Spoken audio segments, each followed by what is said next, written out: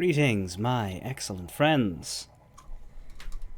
We continue with Turnabout Ablaze, Case 5 of Ace Attorney Investigations. There are 4 segments left. We did 2 yesterday over about 5 hours. So to make that more manageable, we will do 1 more stream of this next week. So we'll do 2 chunks today and 2 chunks on Friday. I don't know how long each of those chunks are, but that's the best way to do it, I think. Yesterday's took, 5 hours? The first one took about 3, and the second one took about 2, so hopefully they're of a reasonably similar length. I definitely will stop after the second to be continued tonight, because I don't want to leave it with just 1 chunk left. But what we'll do next week, we'll actually finish this on Friday instead of Saturday or Sunday. Just that's the best schedule set up for myself and Snip. So next weekend we'll see what I do, whether I start something new, but I'll probably do 1 day of Baldur's Gate 3, whether that's the Saturday or the Sunday, in exchange for moving the end of this to Friday. Anyway, I will keep people informed as to what's happening on what day, so nobody misses anything they weren't intending to miss. But yeah, just be aware of that. If anybody who likes watching Ace Attorney can't do weekdays, you might have to VOD the very last section of this case. But I'd rather that than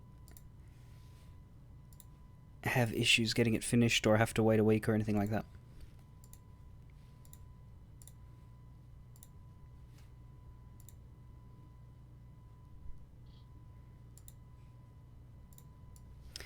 So I think I mentioned I've been playing Fire Emblem, specifically Game Boy Advance Fire Emblem on emulator, in recent weeks, and I wanted to share a story before we started of a very strange interaction. This isn't an interaction that I experienced in my game, but rather I saw a video of it happening, and it fascinates me, and I really like the explanation that someone in the comments gave off.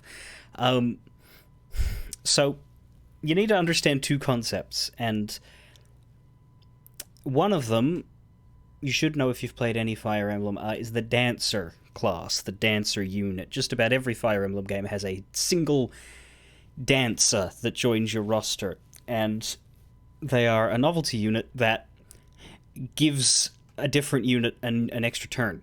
That's what they do. You move your Dancer next to an allied unit that has already acted, you dance for them, and then they can act again, because, I don't know, they're inspired by the the twerking.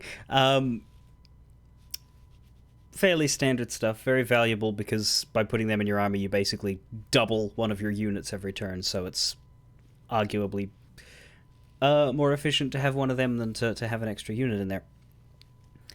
Second thing that you need to understand for this story is something that I believe was cut from the more recent Fire Emblem games.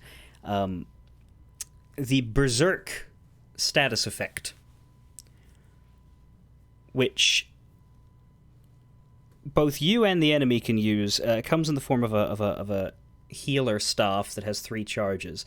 It's not really that good to use on your side, I find, but they'll place in the later games some enemies in certain stages that have this Berserk staff, and it's the scariest one, because there's a silence staff, a sleep staff. Those are annoying.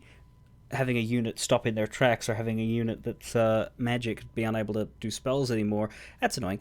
But Berserk, it's really bad, because when somebody's hit with Berserk, you can't move them during your turn, and then when your turn ends, between your turn and the enemy turn, the Berserk unit will move and will attack anybody nearby. If it's an enemy, great, but if it's an ally,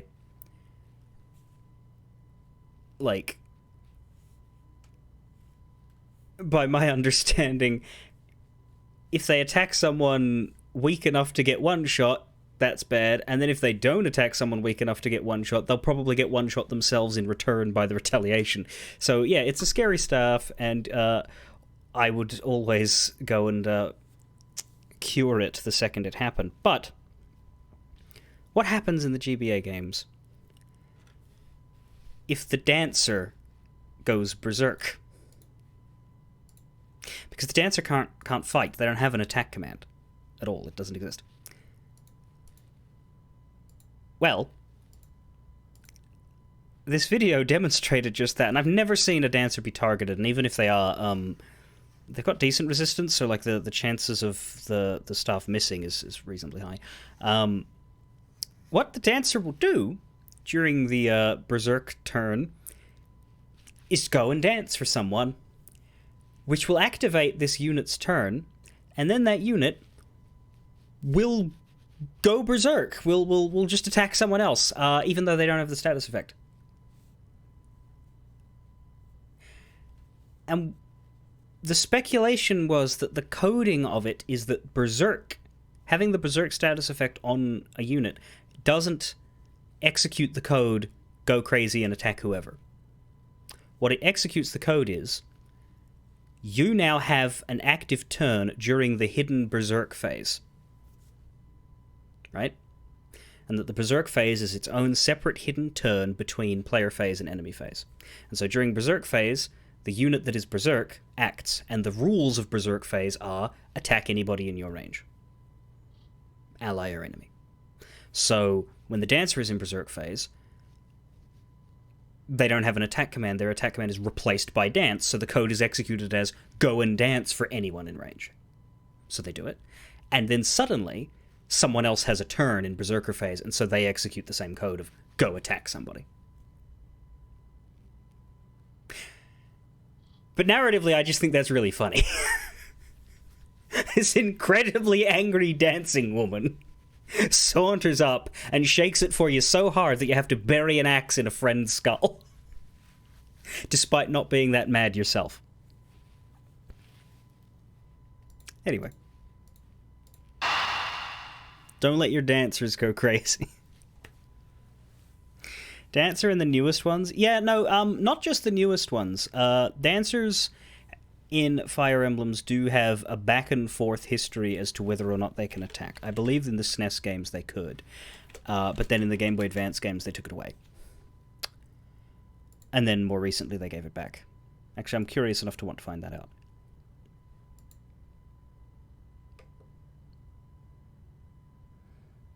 Yes, dancers can wield swords in the Jugdral titles. That's Fire Emblem 4 and 5 for the SNES, which are the only ones older than the Game Boy Advance that have never been remade.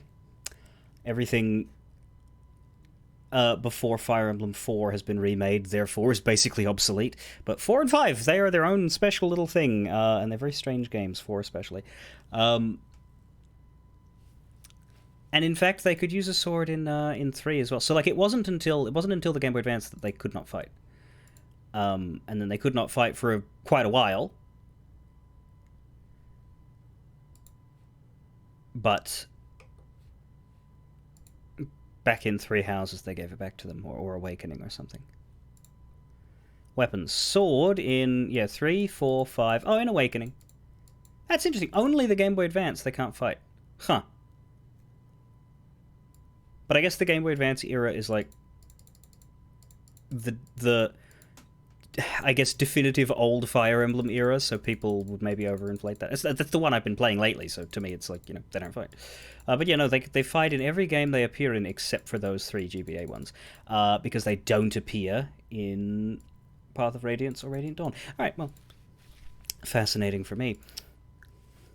Look at how mad she is, shaking those hips. Don't you want to impress her by smashing the dude next to you?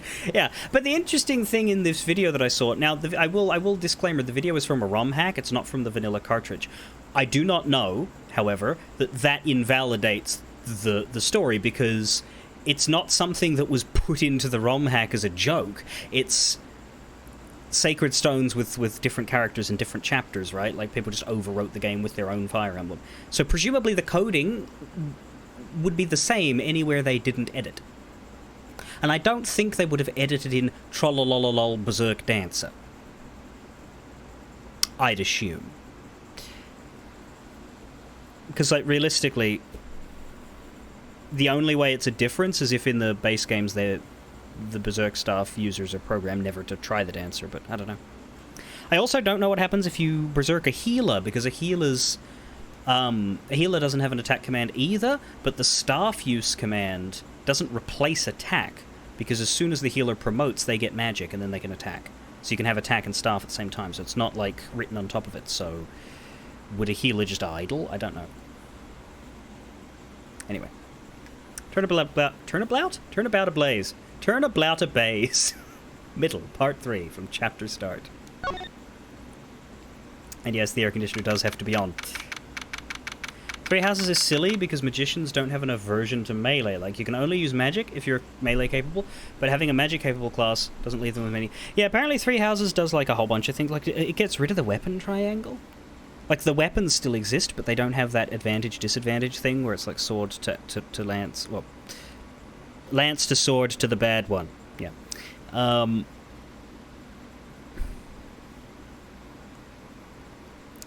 In Final Fantasy IV, Edward can't die while he's hiding, so if he has Doom, he won't die until he shows up. Well, yeah, because, things were never meant to happen, and then you change around the circumstances, and then there's unintended code. Like, there's the main villain of Fire Emblem 7 has S ranks in all magic disciplines, but he only has a dark tone. He also has a unique class that gives him those S ranks, right? So if you hack someone else, someone playable, to be that class, then their character model in fights will look like the final boss. But if you then have them use those S-rank staff, an S-rank, or if you have them use any staff, the model will just completely glitch out because they do not have an animation for the end boss healing somebody. Why would they?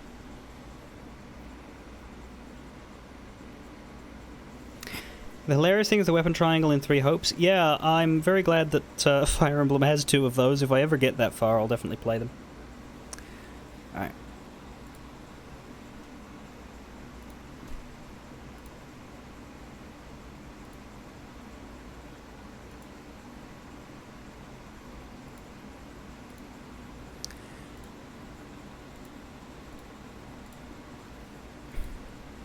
$11:33 p.m. Theatrum Neutralis lobby.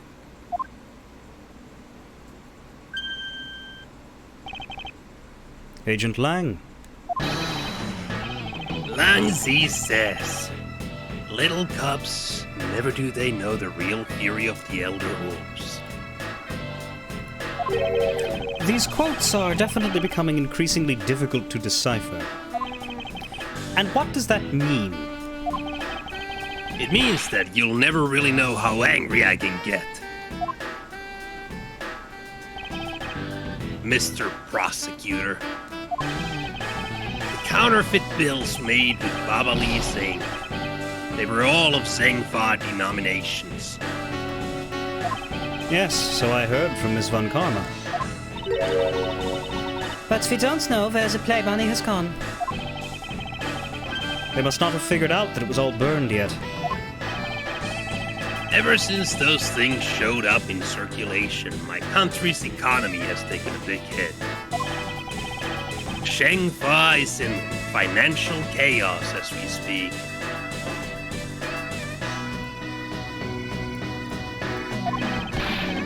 Because we can't tell the difference between our own bills and the fakes. But it's not just the money. The citizens are also worried. Oh no, what about the shareholders? I've staked the honor of the House of Lang on this. And have come to this land to capture the mastermind behind this whole mess. I investigated how the bills were made and how the ink was smuggled into Zengfa. And I pursued the smuggling ring all the way here. But tonight, this is where the final chapter was written. But there's a whole sequel book, so there's more chapters to come. Fuck. Despite my frantic efforts to chase the smuggler down, someone got to him first. And now I'm called to return home without a single answer. mean, if you negotiate, maybe you can, like, get permission to bring Manny Cochin's body back home, and then you can, you know, put it in jail in, like a fridge cell. Agent Lang, Don't start. It's not your fault. It's not anyone's fault. Mr. Prosecutor, Ambassador Alba, I'm sorry for all the trouble tonight. Oh, no. It is I who should apologize. It was all because I was not strong enough. If only I was able to think of a better solution. Quercus, you fool! Curse your empty brain! You're being too hard on yourself, Ambassador. I take full responsibility for tonight. End of story. Sheena, let's go. Time to return to our den. yes. I don't like to admit it, but there's not much else for us to do but to go home as well. Agent Lang, a moment if you... Hold it! You! Wolfman and the secretary lady! Hold it! Objection! Pal! Detective, come shoot. Have you got the results of the handwriting analysis already? Yup. And that note was definitely written by Mr. Cochin, sir. Just as I thought. Good work, Detective. Damask II's note is written by Manny Cochin. From one victim to another. Hey! Mr. Prosecutor, how long do you intend to hold us up for? Just long enough to make you take off your stupid glasses again. Sorry to have made you wait, but I believe that now everyone is finally here. Agent Sheena, I'd like to ask you something, if you don't mind. Yes? How exactly did you fail to see the Yatagarasu? When you were in the neighboring room to where Mr. Cochin was killed. I'd like you to explain that to us. What? Hey, Mr. Prosecutor, what are you doing asking her about something she didn't see? Can't you see her glasses? She's blind. Can't you see my glasses? I'm also blind. Evidently. Agent Lang hasn't touched the Babal investigation at all. So I suppose I will need to explain a few things to him first. Miles Edgeworth, I can't even begin to imagine what's going on in that head of yours. The only thing going on in my head is the pursuit of the truth. Oh? It sounds like you'll have some sort of plan. Very well, I'll supervise you until the end. Is she seriously going to treat me as a subordinate for the rest of the day? Yes. You're not trying to pick a fight with my subordinate on some flimsy guess, are you? I'm not trying to pick a fight. And the evidence is hardly flimsy, as you will see.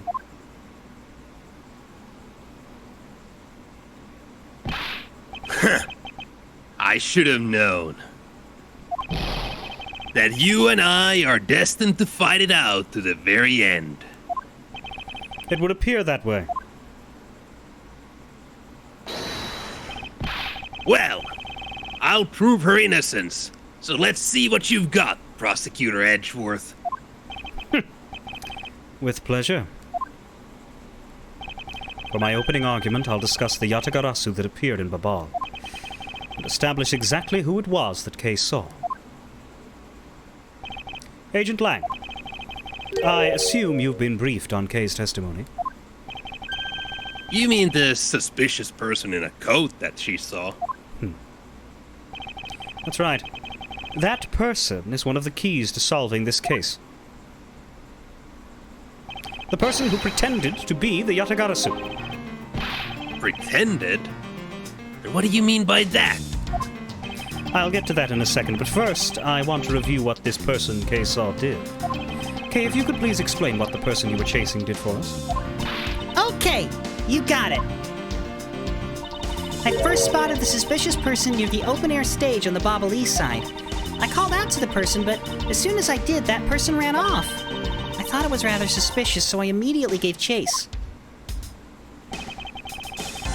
for the sake of argument, let's call this suspicious person the Yatagarasu. Now, please tell us what happened when you chased the Yatagarasu up to the 3rd floor. Can do. I imagine that she put them back on right after because she only does that to sync with him.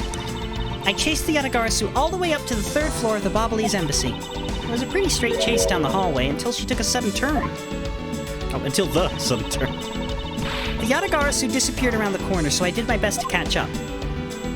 When I turned the corner, I saw the Yatagarasu run into Mr. Kochin's office. I gave chase and ran into the room.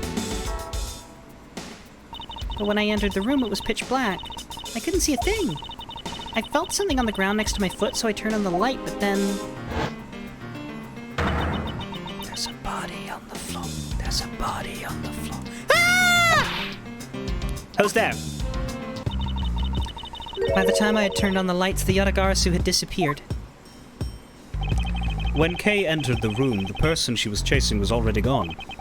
Why do you suppose that was, Agent Lang? What do you mean, why do you suppose? Isn't it obvious? The person slipped out through the door behind the girl under the cover of darkness. Sorry, but I know for a fact that the person didn't escape through that door. Oh? And how do you know that with such certainty? That's easy. If the Yatagarasu had left through that door, then they would have run right into this person.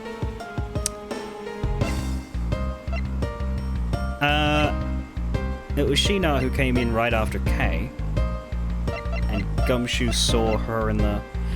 He either means Gumshoe watching over the doorway, but I think it means Sheena because she was first.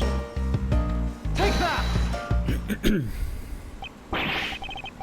Your answer is Sheena? Yes. Because let's consider what would have happened if the Yatagarasu had used the door. When Kay screamed upon discovering Mr. Kochin's body, the Yatagarasu would have run right into Agent Sheena, who was in the next room over. Agent Sheena, would you mind telling us if you saw the suspicious person in question? No. I didn't see anyone. You see? Therefore, the Yatagarasu could not have escaped. It just means that the creep slipped out before Sheena made it out into the hall. I doubt that, as there was another person in that hallway. A certain detective. Detective Gumshoe, where were you exactly at that time? Me, sir? Well, when I heard Kay scream,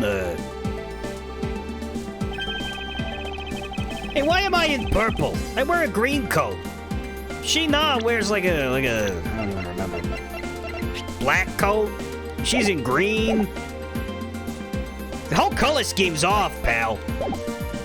Anyway, I ran toward Mr. Kochin's office from the opposite direction of Agent Color Stealer, sir.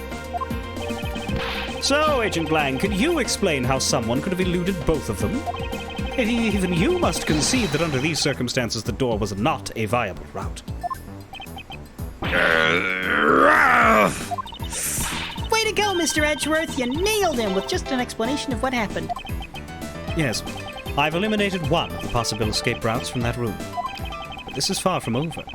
I need to make Agent Lang aware as well of yet another possible escape route the Yatagarasu could have taken.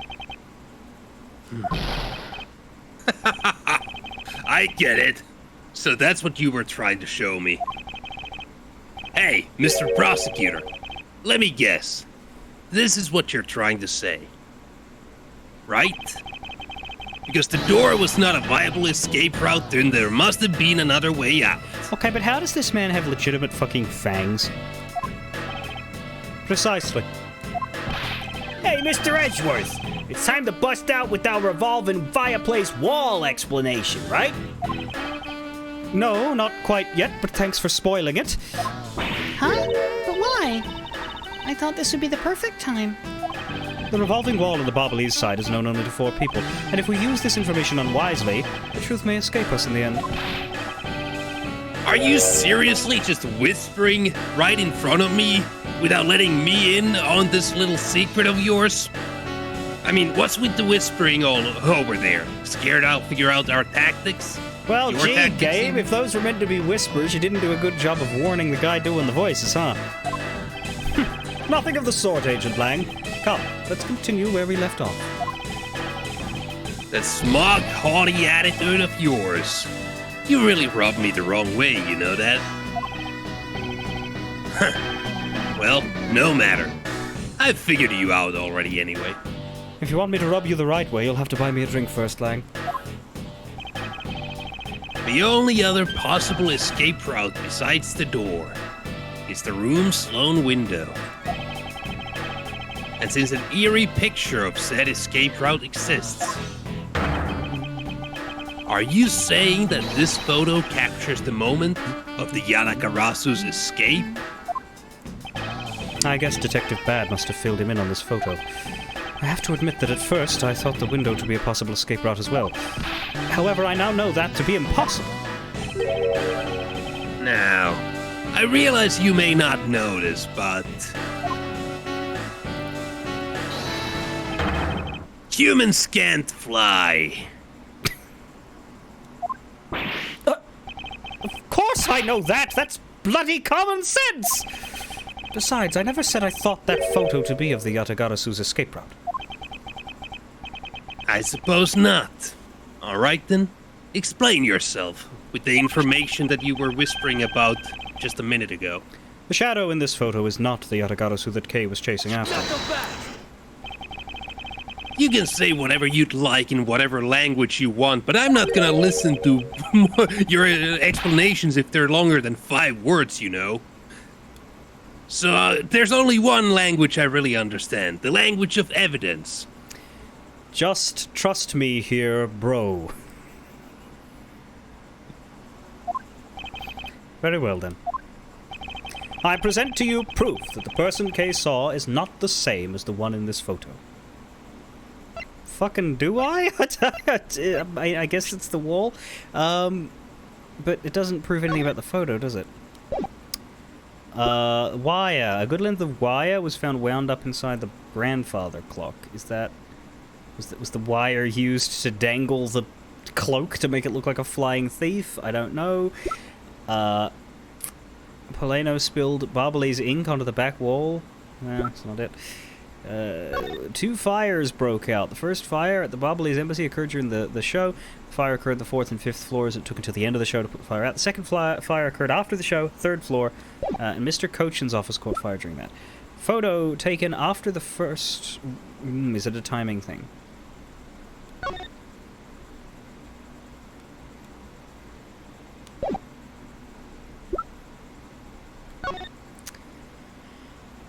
The second fire was after the show. The first fire was during it. This photo was taken after the first fire had taken place, as in after it had started or after it was burned out. No, I think it's after it was started when the show was going on, because it's still got the spotlight on. I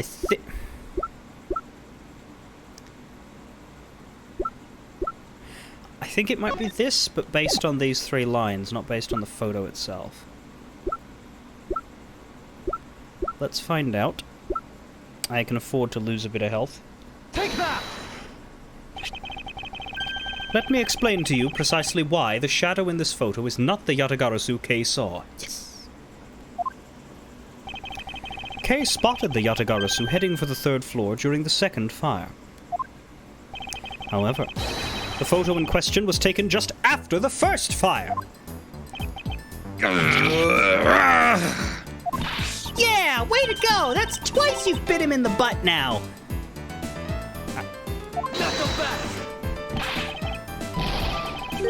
That's gay. I mean, we're not done yet. You still have to explain what that shadow is. No, that's Kay. And how the Yatagarasu escaped. I don't suppose you can answer both, can you? Regarding the photo, I admit that we don't understand what it means quite yet. As I thought. However, the Yatagarasu's escape route, now that I can answer. You can? Well then, Mr. Prosecutor, go on. Enlighten me. Hold it! Even if I explain it, you'll try to find some flaw with what I have to say. You were busy heading up the Alabastian investigation, correct? In that case, I doubt you'd have much knowledge about the Bobolese side of the case. So wouldn't it be best if the lead on that side, Agent Sheena, explained in my stead? Sheena is my subordinate. If I don't stick up for her, how can I look her in the eyes and call myself her boss?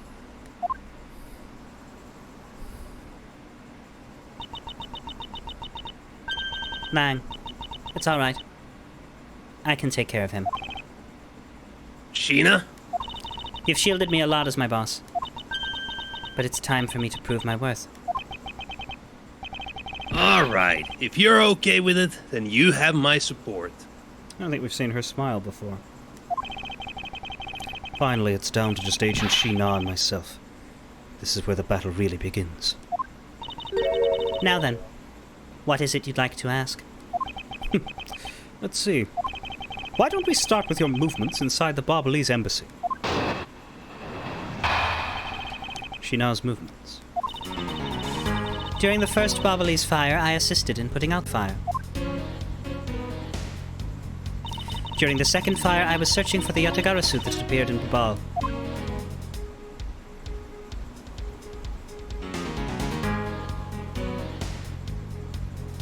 While I was searching, I heard a scream coming from the next room over. Although I was in the next room, I was unable to catch a glimpse of the Yatagarasu. To be honest, I'm actually very skeptical that the girl's Yatagarasu even exists. And that is all I have to say. But I'm not lying when I say I saw the suspicious person run into Mr. Cochin's office. Like I said earlier, I have no intention of retracting my testimony. Good. Just to confirm, did you have a partner when you were on your investigation? No, I moved alone. In that case, you have no one to corroborate your alibi, is that correct? Are you calling her suspicious because she was in a room by herself? How pathetic. And it wasn't when Agent Sheena tried to arrest Kay under the same rationale? Hypocrisy, my only weakness. And how about when you accused Larry because he was the owner of the weapon used? I get it. And not that it's unexpected for that useless lamb to get into such a situation. Although, I suppose it's never a good idea to let mistakes go uncorrected. I will make no excuse for what I did in that situation. Then you should apologize right now for making Kay out to be the killer, pal. I'm sorry. Sheena, apologize.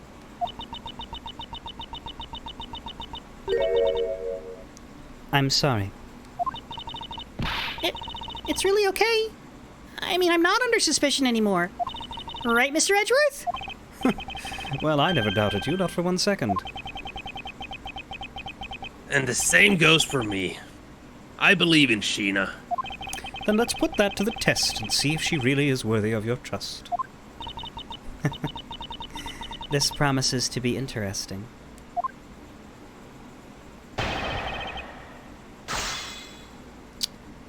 Sheena's movements. During the first Bobolese fire, I assisted in putting out the fire. Hold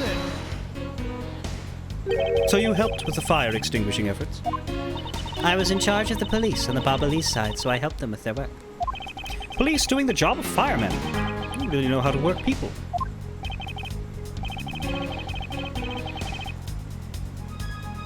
She sure does. That's because she's one awesome woman who knows how to manage. I guess so. She's always bringing you a business card or a scroll at just the right time. To prepare everything before I'm ordered to. That is the definition of a secretary.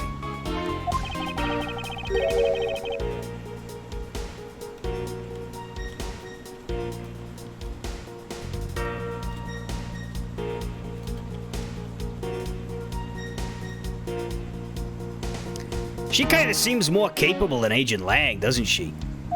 At the very least, she's certainly more capable than you, Detective. I kind of had a feeling you were going to say that. Sheena's more than just a capable secretary, you know? Sheena, Tell him what other things you're good at. Not those things, though. All right.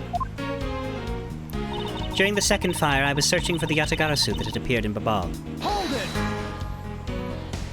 By the second fire, you mean the one that consumed the third floor of Babal, correct? Yes. That was when the suspicious person was spotted in Babal. And you were after the same person in the long coat that I was after. Hold it. There is no proof that the second suspicious person was really the Yatagarasu. Because no one was able to get a good look at the person's face. By the way, how was your team's investigation? In order to extinguish the fire, water was pumped into the third floor via the windows. So the majority of the investigators conducted their searches on other floors. Maybe they did, but there was one person who was wandering around lost on the third floor. When the fire was pretty much out, I moved to investigate the third floor. And you did that alone?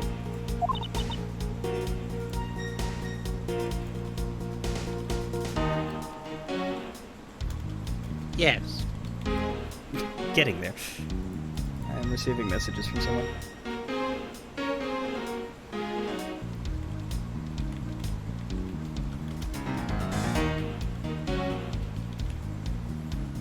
Yes. While I was searching, I heard a scream coming from the next room over. So you were in the room next to Mr. Cochin's office? I already told you I was earlier. As I was examining the neighboring room, I heard that girl's shrill scream. Upon hearing her, I immediately ran toward Mr. Cochin's office. Wherein you proceeded to arrest her, as I recall. Yes, I did. But she was totally innocent, pal. I thought we had already cleared that up. And I thought I had already apologized for my behavior. Now, if the tenacious detective would be so kind as to be quiet. I have to agree, right now is not the time to take issue with that. Not you too, Mr. Edgeworth. But what I do take issue with is the fact that you didn't see the Yatagarasu, Agent Shina. The prosecutors of this country are also strange. Although I was in the next room, I was unable to catch a glimpse of the Yatagarasu. You were unable to catch even a glimpse, despite being in the next room, is that true? I really hate to repeat myself. I'm sorry for the inconvenience. However, I simply wish to make sure that you are not misremembering something. We wouldn't want you to be accused of lying later on, would we? Hey, Mr. Prosecutor. Are you calling Sheena's testimony a lie? Not yet. Give me a moment. Agent Lang, I'm talking with Agent Shina right now. So I'd appreciate it if you wouldn't interrupt us with superfluous comments.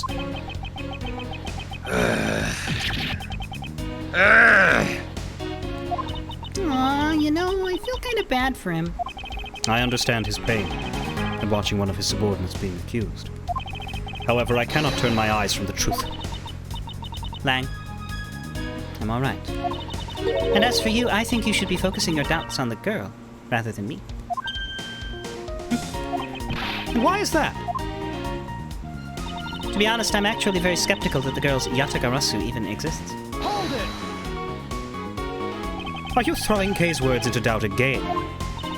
Well, she does claim to be the Yatagarasu, right?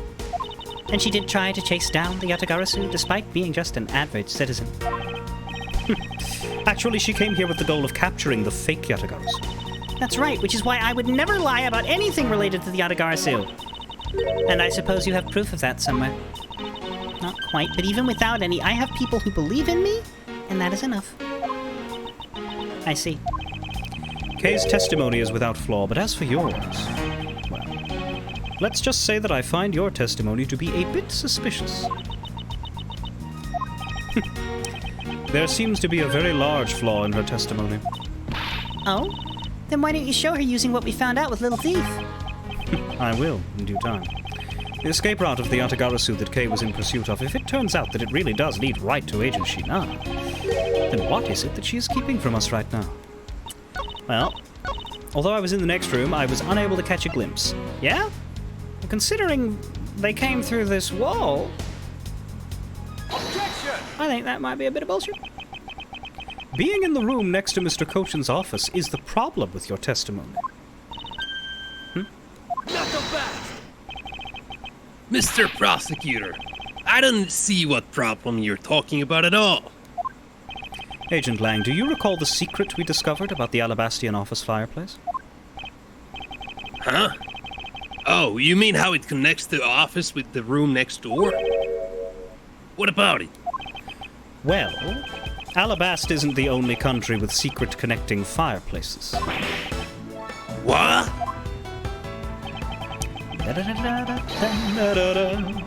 The fireplace in Mr. Cochin's office holds the exact same secret. What?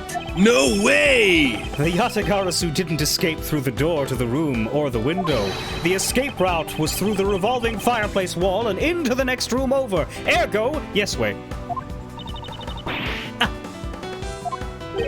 Now do you see? If the Yatagarasu had escaped into the next room, then the thief would have run straight into Agent Shina. Meaning that it's impossible for her to have missed the Yatagarasu. Yeah! Karate chopping the air! What is the meaning of this, Miles? As she dodges a karate chop. Well, would you care to explain, Agent Shina, how you managed to completely miss the fleeing Yatagarasu? Or shall I? Your claim that you were in the next room was a lie all along, wasn't it? The truth is, you were the one Kay saw in the coat, pretending to be the Yatagarasu, and you were the one she chased after. As you tried to lose her, you ran into Mr. Cochin's office and headed for the fireplace. Then, you shed your coat in the next room, leaving it there to emerge as Agent Shina. After that, you came back around to place Kay under arrest. Does that sound about right? If not, then speak now or forever hold your peace.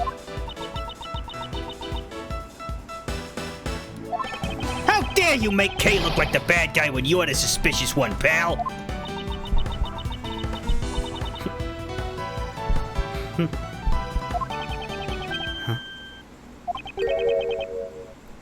Sheena?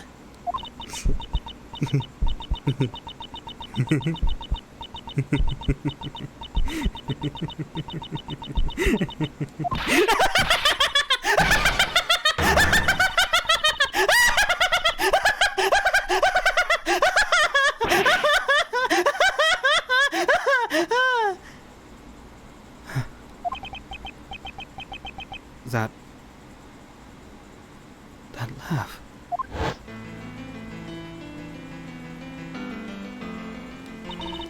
I remember this irritating laugh. I'm getting chills down my spine. It can't be. But it has to be. Sheena? Why are you animated differently? What's wrong with you? I'm sorry. It was so funny that I couldn't help but laugh. Funny, you say? Yes. That you would accuse me of being the Yatagarasu. The prosecutors of this country really are all so very strange. Do you think you can get away with this by simply laughing it off?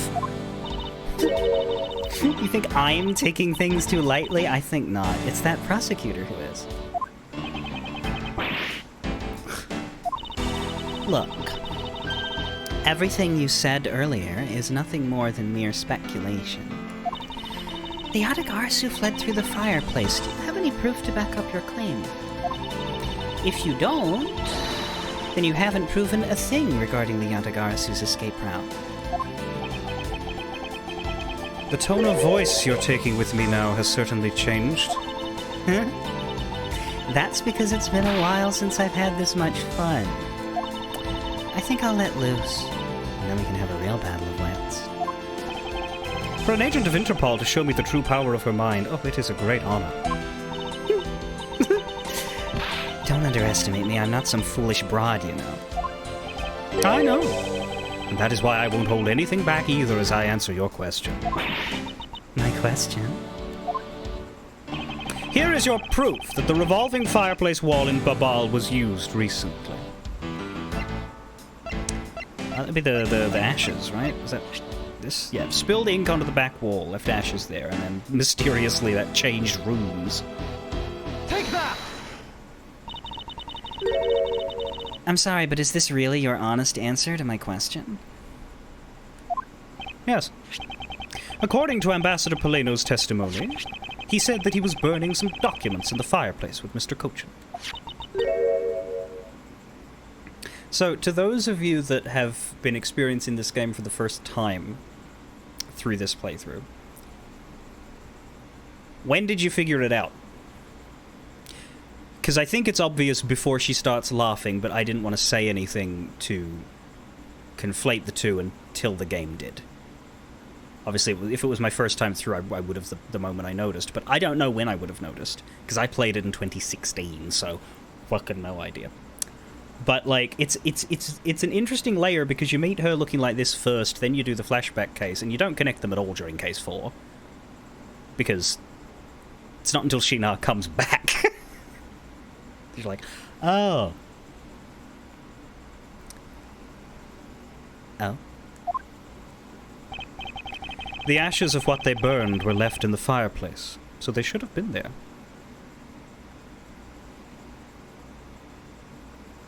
I played it when? I last played it in 2016. I think. Or 15 or 17, but I think it was 16. The ashes of what they burned were left in the fireplace, so they should have been there. However, when we went to investigate the room, the ashes weren't there. Hold it. Why is that a problem? Maybe someone cleaned them up. Objection! You got spoiled because the wiki has both of her pictures at the top of her page. Yeah, alright, that's true. That'll happen. Unfortunately for you, Ambassador Polino said that he forgot to. And so the question remains, why were the ashes missing? The answer is simple.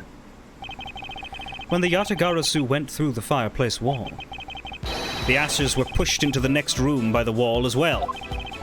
The movement of the ashes that were in Mr. Cochin's office is my proof.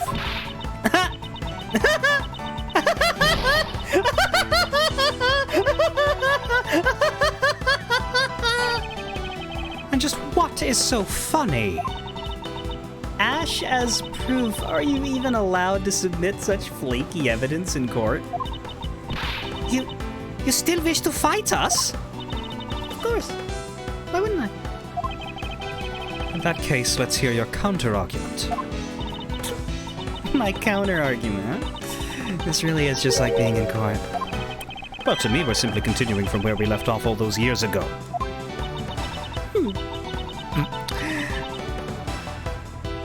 I have no idea what you're talking about. It doesn't matter if we're at a crime scene or in court. Let's finish this here and now. I suppose. I've had a lot of fun today, but I grow weary of this game of cat and mouse. Huh? Let's make this the last testimony and wrap up this absurd case once and for all. Shinar's rebuttal. In my eyes, all you've proved is that the rotating fireplace wall was used. But you can't really call that proof that the Yatagarasu used the fireplace. Now, can you?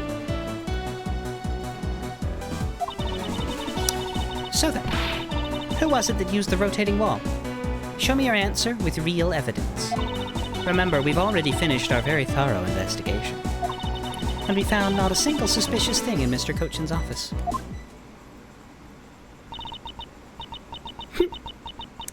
And there you have it, my counter-argument. That's very impressive.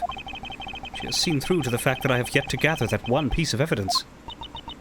Yeah, unfortunately we don't have the one piece yet. We're going to need to do at least another 1,000 episodes of anime first. What is it, Kay? I haven't heard a peep out of you in quite a while now. If you don't think you can handle it, feel free to leave the rest of it to us. But Okay. Pull yourself together. You are the true heir to the Yatagarasu name, are you not? If you want to steal the truth, then you must never take your eyes off of it. This chase you're running to catch the truth. You must see it through to the very end. Mr. Edgeworth, You're right. I will see this through to the end. So, you go get her for me, Mr. Edgeworth. With pleasure. Looks like a lack of evidence has left you wide open, doesn't it? Sheena, please, show me you're someone I can trust. Don't worry.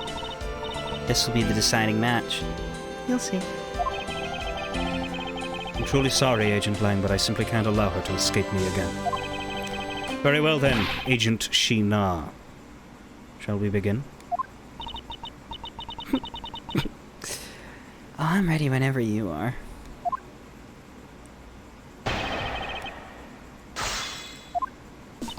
In my eyes, all you've proved is that the rotating fireplace wall was used.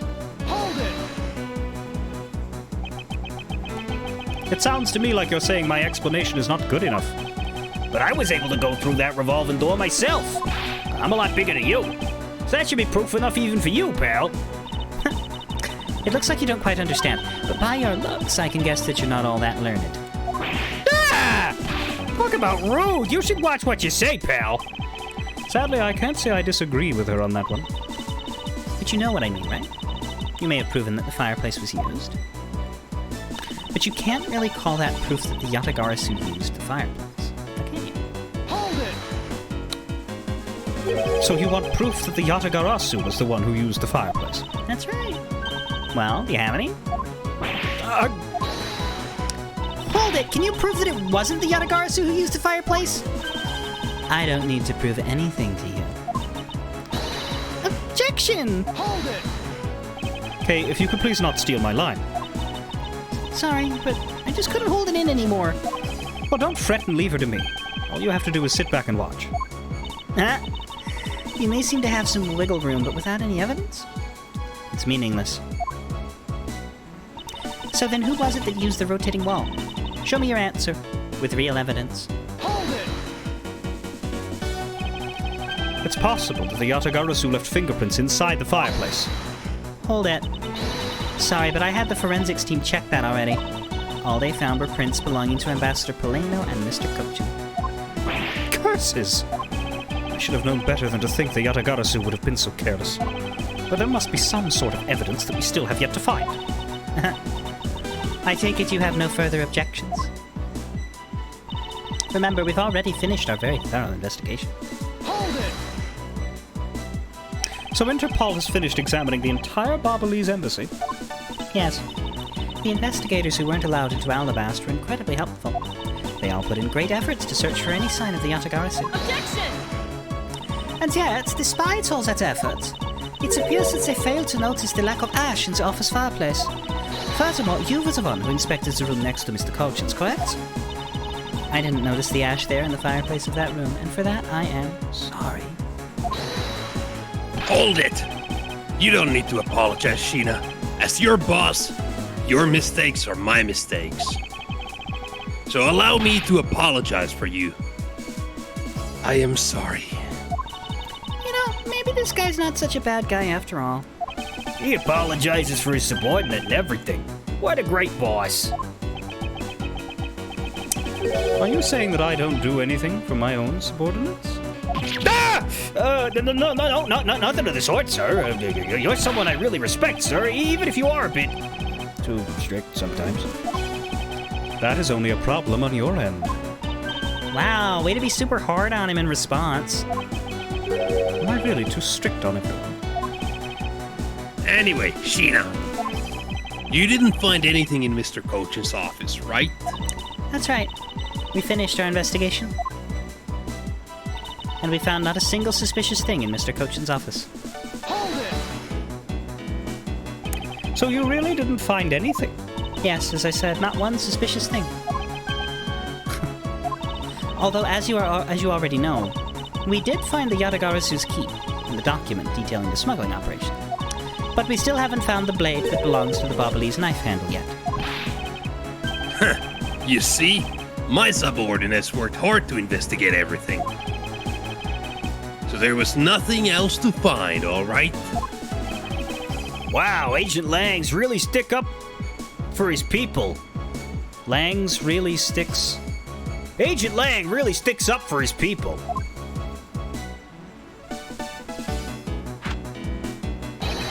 Lang Si says, I'm not the only one who reads things wrong. All men are brothers, and friends become family. So you see, my people are my family, and their families are my family too. That's incest. I mean, that's a rather large family you have there. Yes, but as we all know, there is always one black sheep in any family. And though it pains me, Agent Lang, you will know the black sheep in yours. So, do you actually have any proof that the Yatagarasu used that fireplace passageway? No, I haven't found any yet. Then what are we going to do?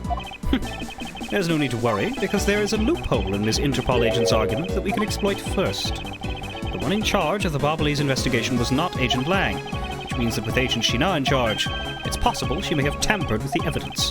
That piece of evidence that we found. If there is one thing I do know, it's that someone tried to hide it from us. So, we found not a single suspicious thing in Mr. Cochin's office. When will we talk about the burnt money? Do we have something for the burnt money? We have money itself. Yeah, they were all burned up in Babal. And, Kay did not run into the fire, but Poleno did.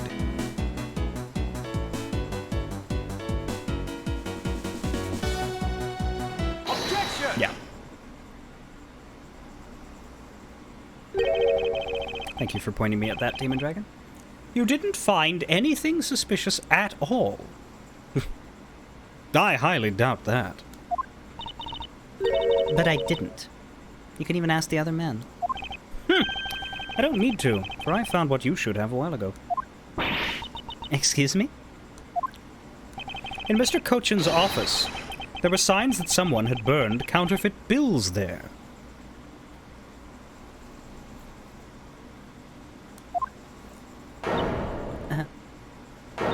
What in the... Hiya!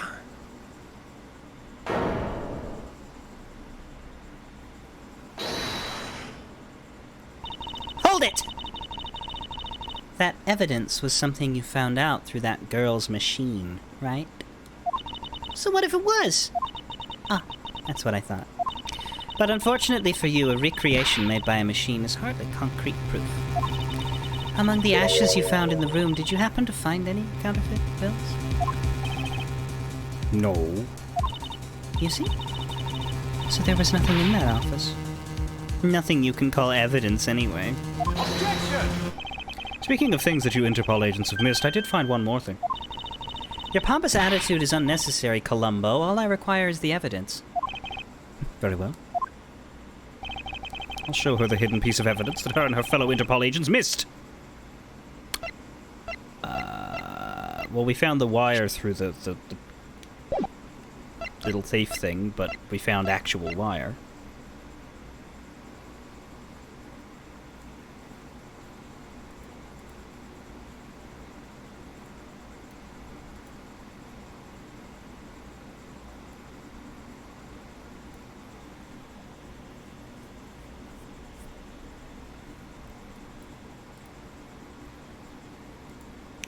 That's awfully vague, Godspeed.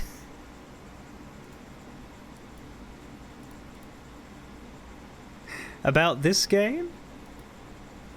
About something else? Obviously we don't like spoilers here, but...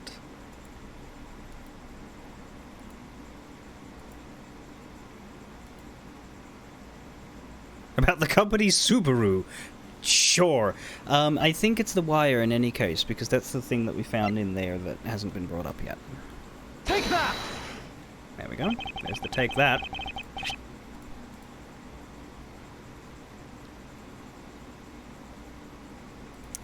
I'd like for you to take a look at this length of wire.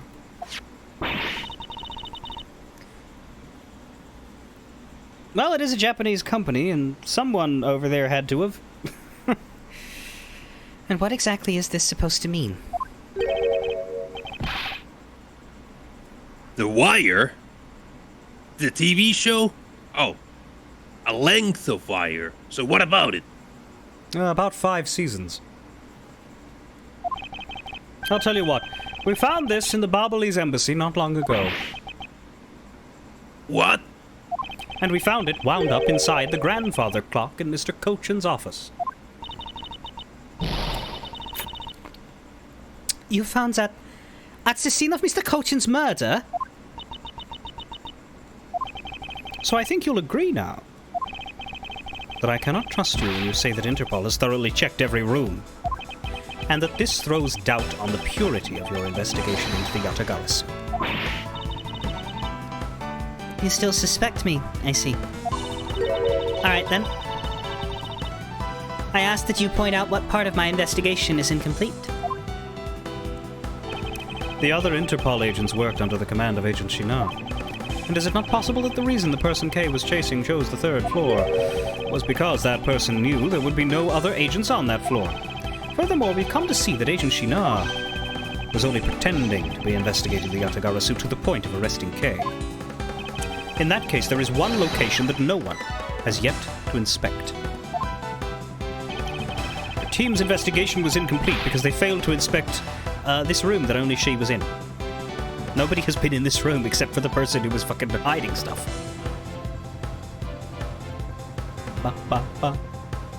Take that! The location, Agent Shinar, is of course the room you claimed to have examined. I believe the room next to Mr. Cochin's office warrants a thorough investigation? Inspection. It's gonna be investigation, but then I saw inspection and a pea just shot out of my mouth. Even if you do that, I doubt you'll find anything of use to you there. I will be the one to decide that. Detective Gumshoe? Yes, sir, I'm on it. I'll be right back after I check out that room next to the office. I'll just stand here pointing at her until you return. Actually, no, I'll put my arm down. So, has anyone seen any good TV shows lately? Yes, Law and Order. Hey, Mr. Edgeworth. Do you really think that Miss Shinar's the Yatagarasu? Yes. If my logic is sound, I believe she is. Then I'm not going to let her get away with ruining the name of the Yatagarasu. But can you prove that she's the Yatagarasu is the question? If Detective Gumshoe can find what I'm hoping he will find, then I should be able to. And just what are you hoping he'll find? Let's just say this. I had Detective Gumshoe do a little experiment for me earlier. An experiment? As if that detective has the brains for high science. It wasn't that mentally taxing. I had him use the same escape route as the Yatagarasu. And what did you find out by doing that? First, that it's possible for a person to fit through the revolving wall door. Second, that by going through there, his coat was covered in ash and Barbalese ink. Who cares what his coat was covered in? It's not worth that much anyway. Ah, but is it really worth so little? I believe that it's actually quite a meaningful result, the value of which I am about to prove. Mr. Edgeworth, I found some things you really need to see, sir. Oh? So what are these things that you found? Some makeup, a coat, and a pair of shoes, sir. You found a coat? You hear that, Mr. Edgeworth? Maybe it's the one the person I was chasing was wearing. Yes, the possibility does exist. Agent Shinar, were these pieces of evidence not in that room when you examined it? Unfortunately for you, those aren't suspicious items of any sort. They all belong to me. They were getting in the way, so I stored them in that room. Aw. Thank you for bringing them to me. It saves me a trip. May I have them back now? Hold it! These items that the detective brought back are incredibly significant. I request that we be allowed to examine them. Hold it. They're my personal belongings, so you have no right to touch them without my permission. Objection! I wish to examine them for the sake of the investigation. But if you wish to deny us access to them... Agent Lang, let's hear your opinion on this. I say, let them look at your stuff, Sheena. Lang, Sheena, let's put it all out in the open. If you're really innocent, then you have nothing to worry about, right? I learned that from Police Academy. I guess so. All right. Go ahead and examine whatever you'd like. After all, I have nothing to hide. Good. Now let us begin. So which of Agent Shinar's belongings are you going to examine, sir? The coat, the coat, the coat, the coat, the coat!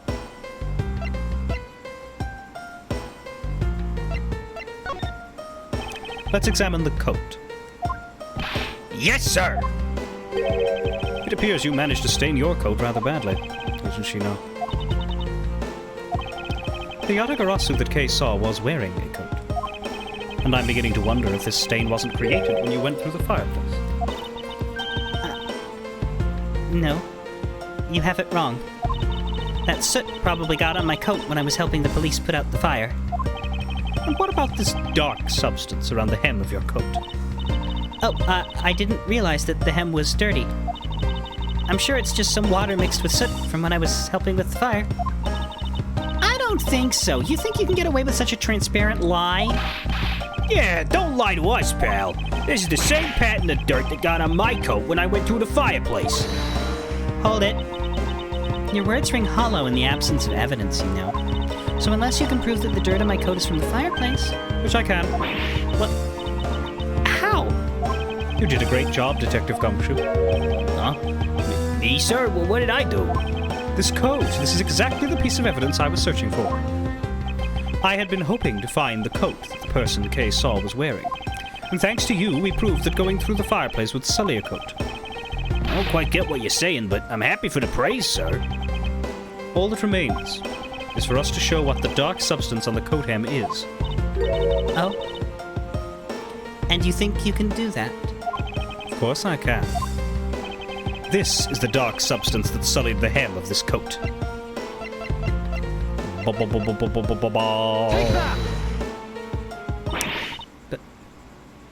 Babalise ink? Yes. This is what will prove that the coat went through the fireplace. According to Ambassador Poleno, he burned some files in the fireplace this morning.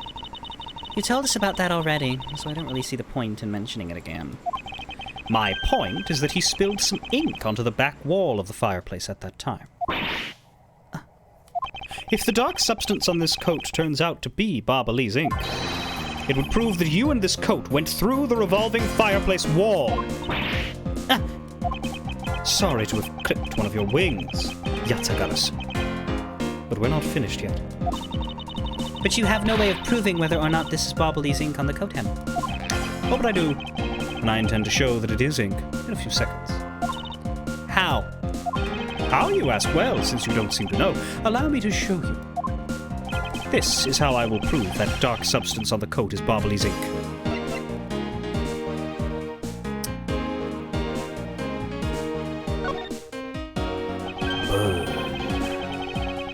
We can find out whether it is Babalise ink or not by lighting it on fire. That's how you're going to prove that it's Babalise ink? Yes. If you could please cut a section of the dark stained area for me, I'd appreciate it. Because I will show you here and now what the dark substance is. Sheena, sorry to do this, but I'm going to have to commit a fashion crime. Go ahead. I wasn't planning to wear it anymore anyway. Oh, that's good. That's convenient. I'll just arrest you later for the fashion crime. Now then, if someone could loan me a lighter or something. Oh, I've got some matches. I love fires. I always carry them with me so I can light smoke bombs. And do arson. Then if I could please have one, Kay, we can get this experiment underway. The flame. It's the same color as the Flame's witch crystal oil produces, which means... Babalise ink is a product of wit crystal oil, and when lit, the ink produces a green flame. I believe the time has come to clip the Yatagarasu's other wing. Miss Sheena, you're the fake Yatagarasu. The one who killed my father. It's about time you came clean, Agent Sheena.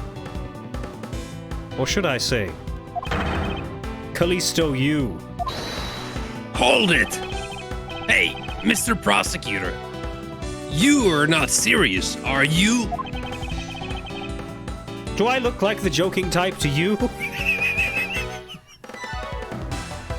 I mean, empirically, yes.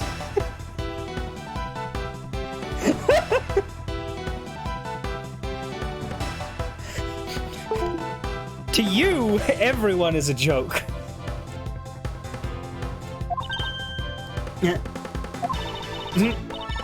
Callisto, you? I've never heard that name before in my life. That manner of speaking and that attitude! You haven't changed a bit in 7 years! Oh, great.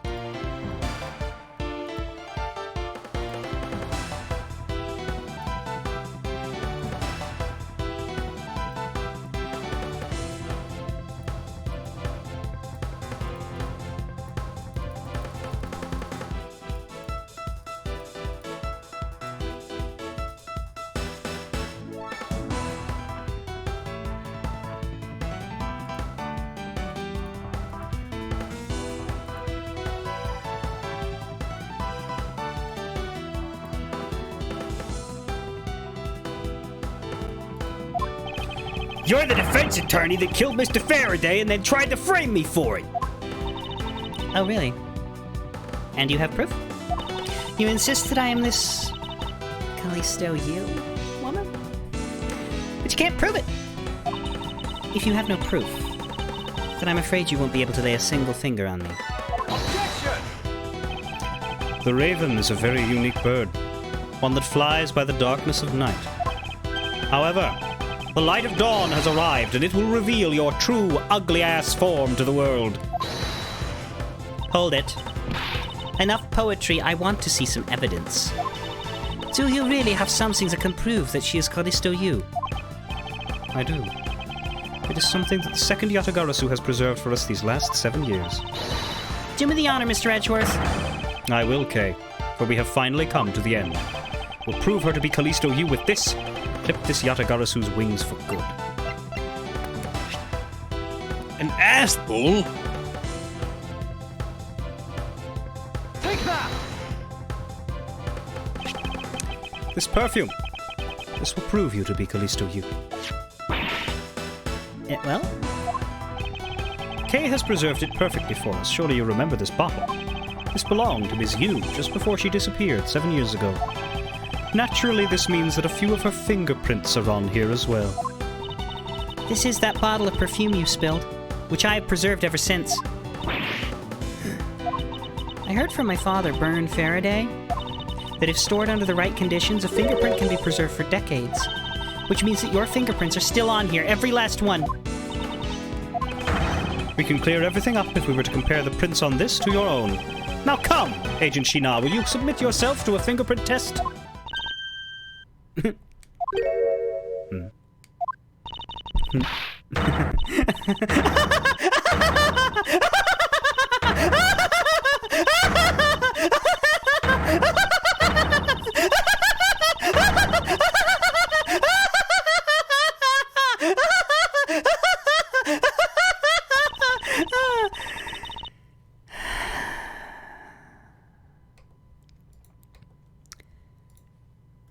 It looks like you've seen right through me yet again.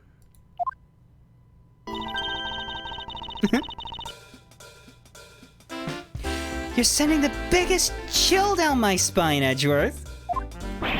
Callisto. You. So, you've shown your true face at last. This feeling of thrill. It's even greater than that time 7 years ago. Sheena! You're... Lang, I really enjoyed our days together.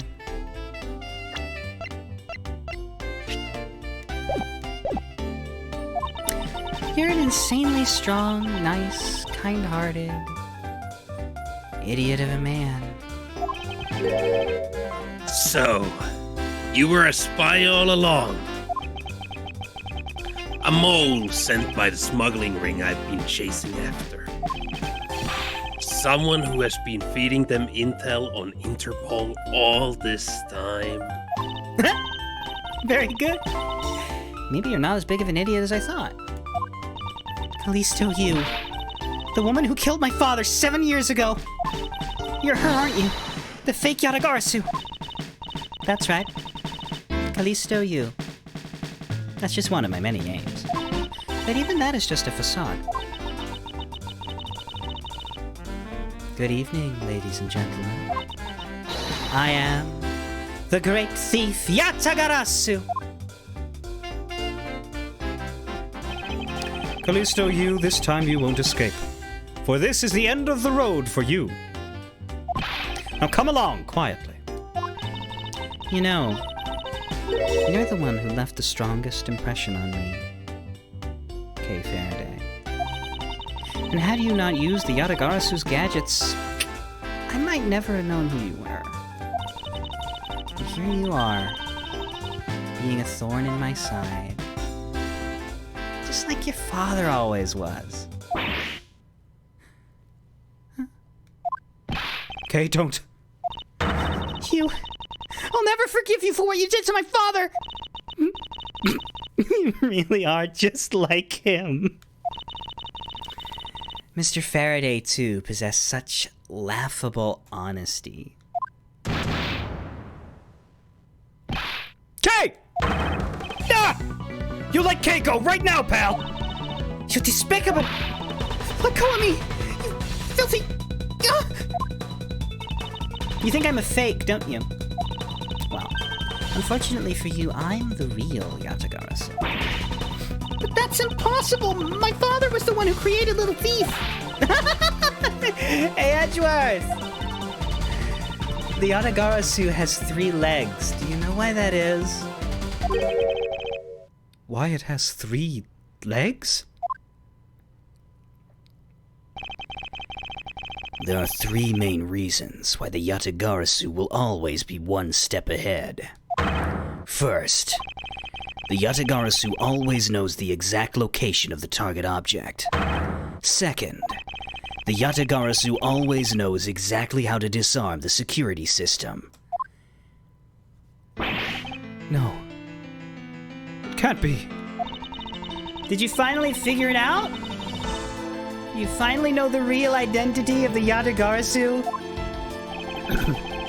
The real identity of the Yatagarasu is... All of them. The real identity of the Yatagarasu is neither Bern Faraday nor Callisto Yu. But by the same token, they are also both the real Yatagarasu. How very perceptive of you. No way! The single person known as the Great Thief Yatagarasu never existed. Mr. Edgeworth, I refuse to believe this. The Yatagarasu is known to have 3 special skills. Skill number 1. The Yatagarasu always knows the exact location of the target object. And a lawyer would have the opportunity to learn the layout of client corporations. The layout, rather. Skill number 2. The Yatagarasu always knows exactly how to disarm the security system.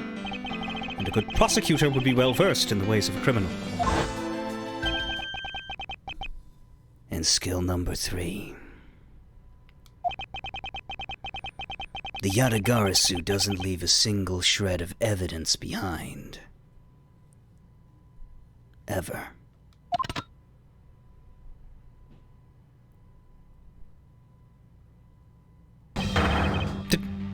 Detective Bad. It was only natural for the Yatagarasu to never leave evidence behind. Because the lead detective on the case hid it all away. You're the 3rd member of the Yatagarasu? You. Me? I have a gun. You know who I meant. Okay, I'll shut up. I've been looking for you for a long time. 7 long years. But I finally got you. Why, Mr. Bad! Long time no see. What happened to us?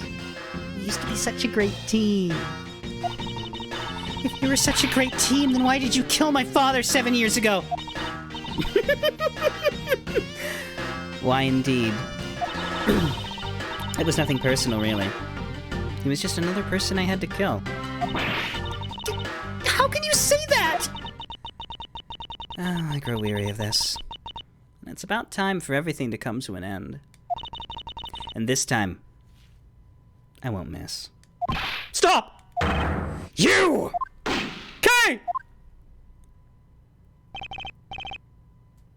It's over, Sheena. Your leg. Agent Lang! You idiot! What were you thinking, jumping in front of my gun like that?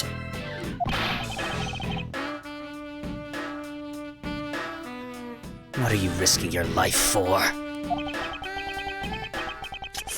I'm sorry, Detective Bad, but no matter what sort of past she may have had, or even if she is a spy, it doesn't change the fact that she is my subordinate.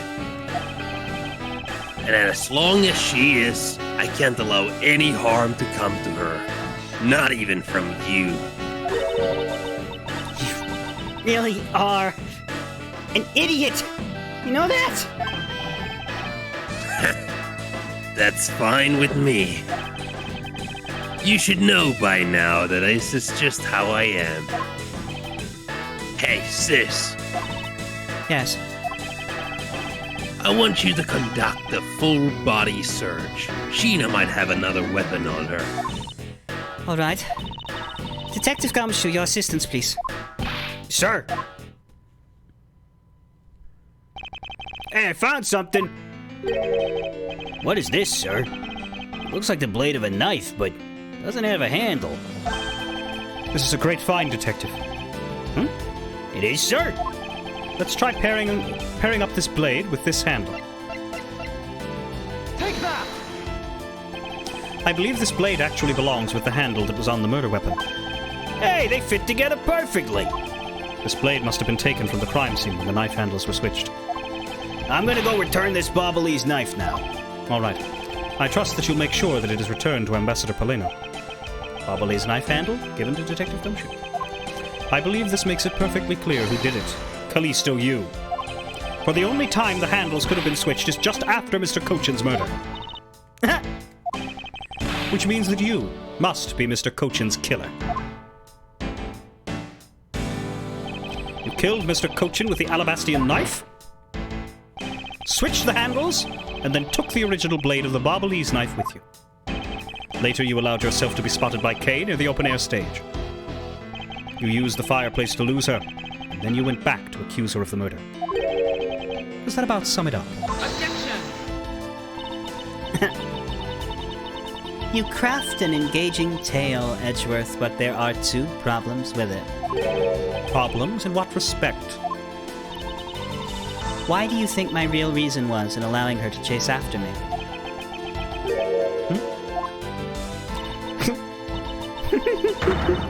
It was also I could capture Kay Faraday.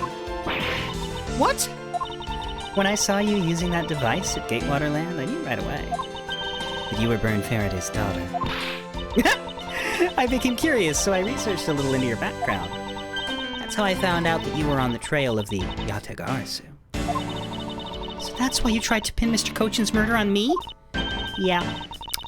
I knew you would show up in this embassy tonight, so I thought to use you. But pinning the murder on you wasn't my only goal. You had another.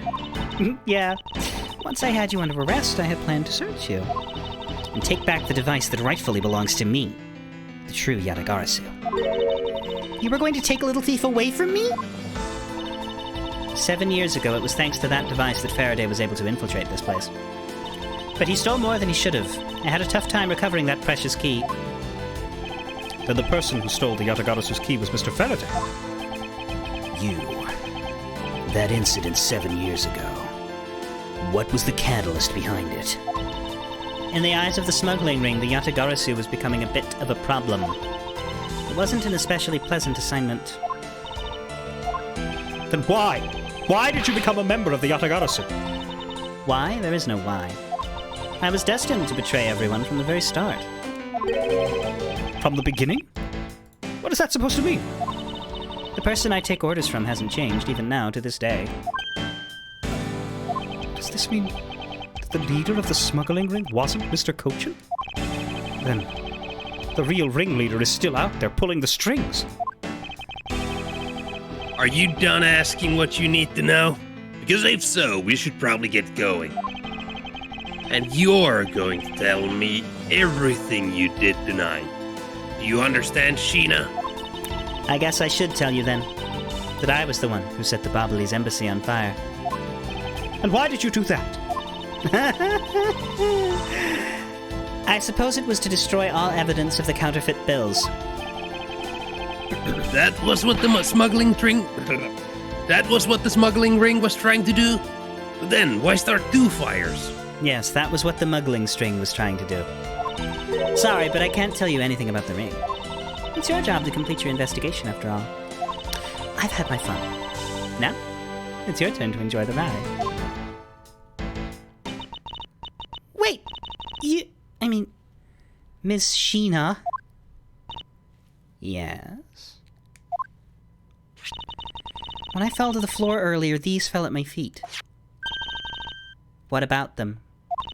They're such pretty hair sticks that I thought, well, that I should return them to you. You can have them. They're of no use to me anymore. If you don't want them, you can always just throw them away. No. I want to keep them. Suit yourself. Oh, that's right. I almost forgot. Edgeworth. About the second problem I had with your story. I didn't kill anyone tonight. What? I'm not saying that as a sore loser. Think of it as a hint, if you will. Mr. Prosecutor, Yes, Agent Lang. mark my words, I'm not done here, and I'll be back. And it's got nothing to do with my duty or anything, because this has become my personal case. I may have been shot. Oh yeah, that's true. But I'll show you just how dangerous a wounded wolf can be. Yeah, the fact that it was in the leg and that he just keeps walking around for a bit, like, you really do just gloss over the bit where he's currently bleeding from a new hole. His anger appears to have negated the sensation of pain in his injured... Oh, well, there you go. Leg. He just walks off! It's finally over. Okay. I feel like I've peered into her heart a little, you know? And it's so cold and dark. And incredibly lonely. The person who was giving her all these commands, the one who thought my father was a problem to be removed. That person is the real ringleader behind the smuggling ring. Mr. Edgeworth, I have a favor to ask. Can you hold on to these hair sticks for me? They're really pretty. Just like the ones they were selling for the Jammin' Ninja show. Until this case is over, I don't think I can look at them without being overcome. I understand. I'll take good care of them until they turn out to be decisive evidence later. There's a bit of soil stuck on the end of these sticks. Oh, I guess it's that time already, huh? So it's midnight. It's dawn of another day. Hey, Pops! Thanks a bunch. You've really done a lot for everyone all these years. Detective Bad, don't tell me today's the day. Yeah, it is. With this, I can retire in peace. It was down to the wire. Way down in the hole. We almost didn't make it. But we did it. We solved everything.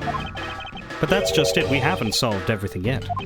The ringleader of the smuggling ring, the Yatagarasu, we're chasing after. The legend of that Yatagarasu is now over. Mr. Edgeworth, that bit of logic earlier, it was brilliant. I feel like I can leave it all in your hands. I'm counting on you. Is it really true, Uncle Bad? Were you also a part of the Yatagarasu? As I said to you earlier, Kay, I'm truly sorry. I wanted nothing but a peaceful life for you. Uncle Bad. Hey, don't take it so seriously. It's all just one big joke, right? Unfortunately, it isn't. Aw, come on, sir. She's just yanking on my chain, isn't she, Mr. Edgeworth? Detective Bad, wait, no. You are no longer a detective. Mr. Bad, I'd like to ask you about the Yatagarasu. Not you too, Mr. Edgeworth. Mr. Edgeworth. Here. I should give these back to you. These are the pages from my KG-8 case file that the the pages from my KG-8 case files that the Yatagarasu stole from my office.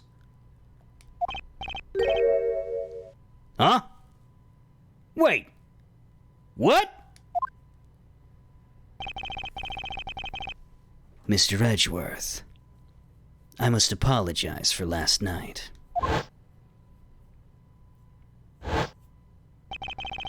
So the Yatagarasu who stole into my room was you, was it?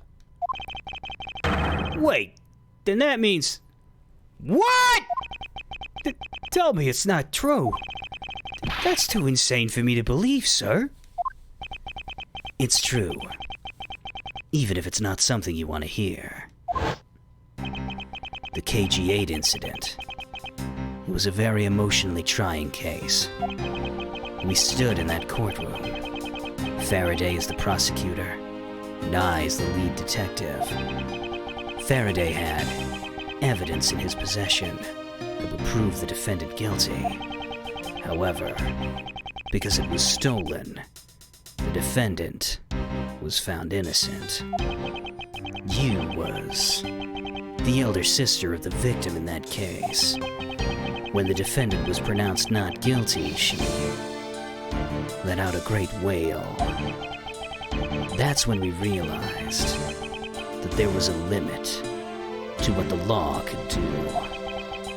The only way to bring someone like that to justice was to do so outside of the courts. That's what we thought at the time.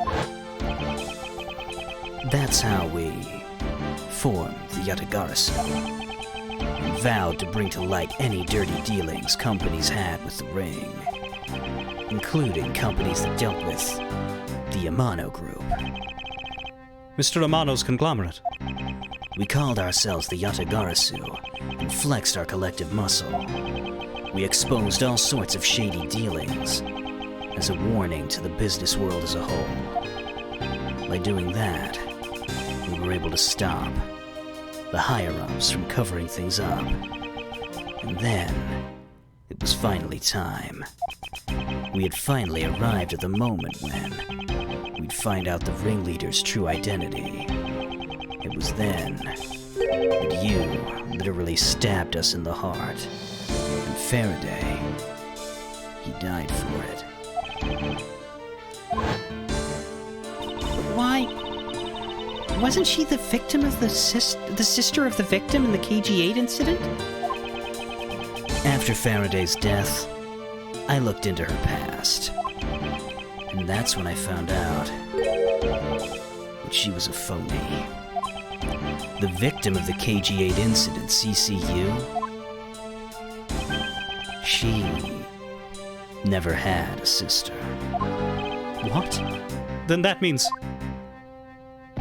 She-Na wasn't the only fake name she used. Callisto U was also another pseudonym. From the very beginning, that woman was a spy sent by the smuggling ring. She said it herself. I was destined to betray everyone from the very beginning. Anyway, let's return to the real topic at hand. Mr. Edgeworth, this trump card that we stuck onto the page of the case file. Please use it wisely. Trump card?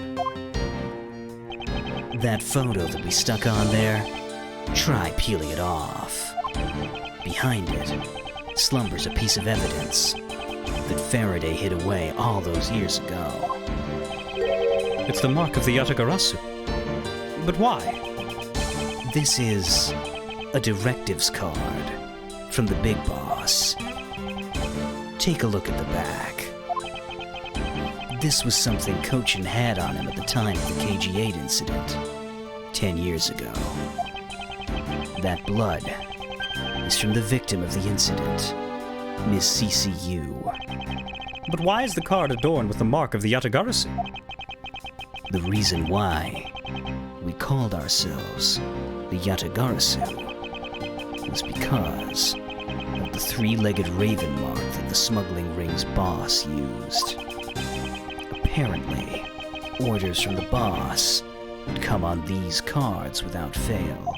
The person who received the order was supposed to burn it immediately after reading it, and apparently, it burns a bright green flame when set ablaze.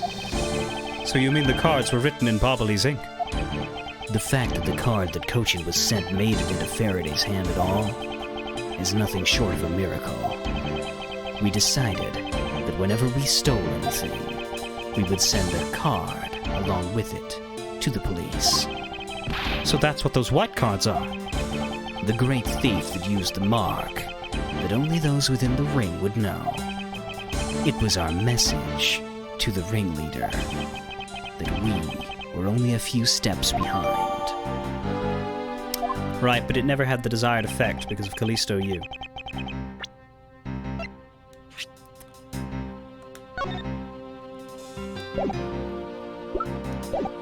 And one more thing.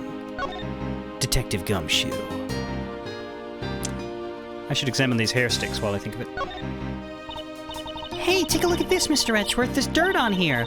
It's totally ruining the beauty of the hair stick. I suppose. Why is there dirt stuck on the end of a hair stick in the first place? Hey now. I was in the middle of talking to Detective Gumshoe. The design of these things are rather eccentric for hair sticks. Huh? Really? Well, if they're that strange, what should I do with them? I have to say, these are by far the most bizarre hair sticks I've ever seen. In any case, Kay, there's something I've been meaning to ask. How exactly do you stick that hair stick of yours into your hair like that? That's a secret. Curiouser and curiouser. Whenever I have one of these, I always try to like perfectly balance it so that you can't see the length, that it looks like it's really tiny. There, kinda. Not quite. It's almost impossible in Ace Attorney to actually do it because the minimum move distance is quite large. Anyway. May I continue? And one more thing, Detective Gumshoe. I'm entrusting this to you. What? But that was just in your mouth, sir. I don't really want to... Oh! What is this, sir? This is what I was talking about earlier. During the KG-8 incident trial, Faraday had Demon Dragon.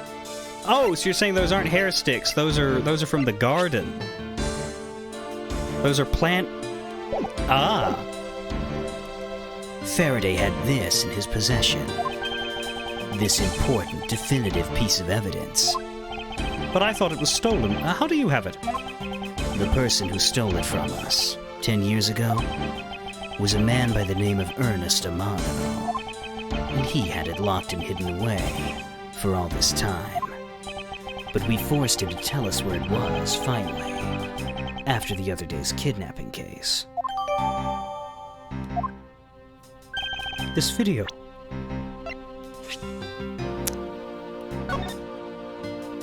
KG-8 incident. The KG-8 incident. This was the case in which the unwitting CCU was murdered, when she was to expose the connection between the Amano group and the smuggling ring. This was also when the Yatagarasu was first formed. Are the events of this case connected to that case from 10 years ago, somehow? This blood belongs to Detective Faith, who was killed in my office by Mr. Portsman. Sadly, it would appear that he was partnered with anyone but a good prosecutor. It's easy to forget Portsman.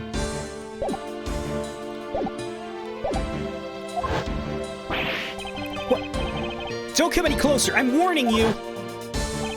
This is the same video as the one Mr. Portsman was trying to conceal from me. Yeah, it would seem that even he was caught up in the ring's web. Amano was preparing to take on the boss someday, and the video was his insurance. That's where that prosecutor comes in. He was to retrieve the video. On top of that, he was apparently instructed to sneak into your office and steal the trump card.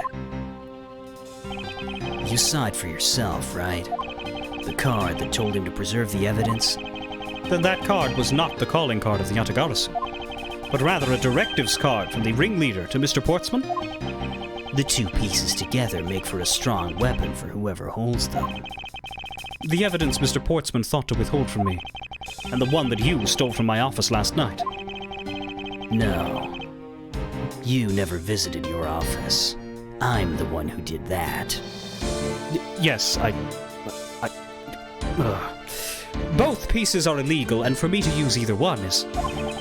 Whether you use them or not is up to you. But she's just been carted away! Oh, God, I hate this game. But they will be of help to Miles Edgeworth when you take on someone who is above the law.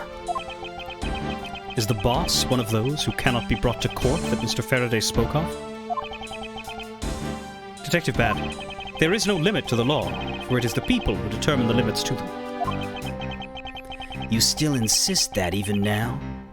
You really are something else. I leave the rest in your hands. Some plants need something to brace against to grow properly. How do they grow in the wild then? Do they just not? Now then, Detective Gumshoe. The handcuffs. It's time to lock up the last remaining member of the Yatagarasu. Pops. Don't ever lose your detective spirit. Pops, why is this happening? This isn't justice. Like I always told you, do not get emotionally involved. Now let's go. Yes, sir.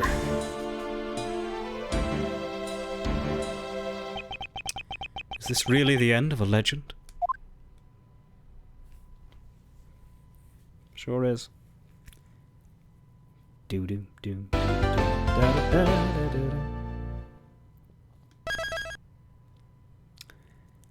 And that's the first part of today's 2 chunks. And notably, that is the halfway point of the case, according to how it's structured, at least in the wiki. The wiki divides the transcript into part 1 and part 2, and that's the end of part 1, and they're both roughly the same length. So that is the halfway point of the case. However, where the first part has 4 sections and 3 to be continueds, the second part only has 2 to be continueds, meaning it's in 3 chunks. So hopefully we can do a third of it today and then do the rest on Friday, which if we need to marathon it on Friday, I will. I'm going to take my break here, because that's the sensible thing to do. When we come back, we'll do up until the next to be continued, no matter how long it takes us. If we finish early, great. If we finish late, great. But yeah, I'll be back. Maybe I'll get the music to start. March 15, 12:07 a.m., Theatrum Neutralis lobby. Let's get music. There you go. Listen to that while we're away.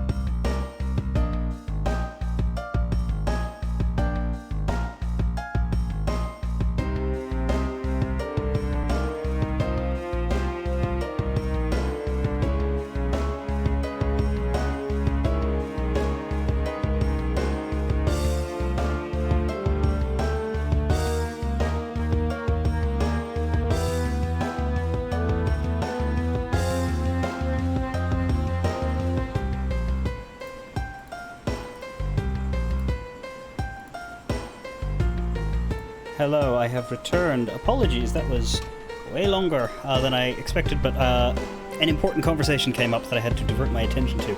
Good thing that it happened during my break, because I would have had to go away if it hadn't. So, everything is fine, just had to make a change of plans for tomorrow and sort out details on various things that needed to shift. And one of the brilliant things about streaming from 10-11 p.m. to 3-4 in the morning is by the time I finish, everybody in Australia is asleep. So if somebody needs my attention right before they go to bed, I have to give it to them straight away. Because otherwise they won't be there when I'm done. Anyway, all that is to say, we can continue now. Demon Dragon, something's wrong with your Roomba. It keeps making noises like a woman screaming.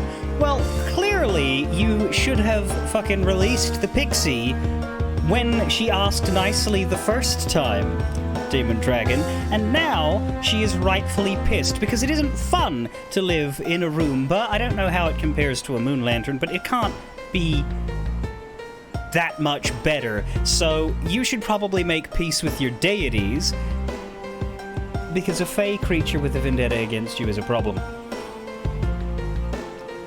So, now we know who the Yatagarasu really was. Yes, indeed we do. And, it's been an interesting scenario. I like how, what we just had there with Callisto Yu Shi-Na, it feels like a case ender, but it isn't. Because, at face value, we only solved one murder. Right? Except at the end she said, I didn't kill anybody. Which we don't have any, reason to believe that. But, well, at least Edgeworth doesn't. But narratively it makes sense, because we're looking for the real murderer and we still have half a case left. And this is fairly standard for a final case in an Ace Attorney game, that it's much longer than the rest. But the final cases in an Ace Attorney game still have the same structure as the earlier ones. They always have the same number of trial days. In Ace Attorney 1 it's 3, in every other game it's 2. So even though it's much longer and the individual parts stretch out for quite a bit more, you still get a sense of how far in you are at any given time. It's relative stretching, so it doesn't feel different. But this game, because this game does away with that courtroom investigation separation structure, everything is just a big mess at once.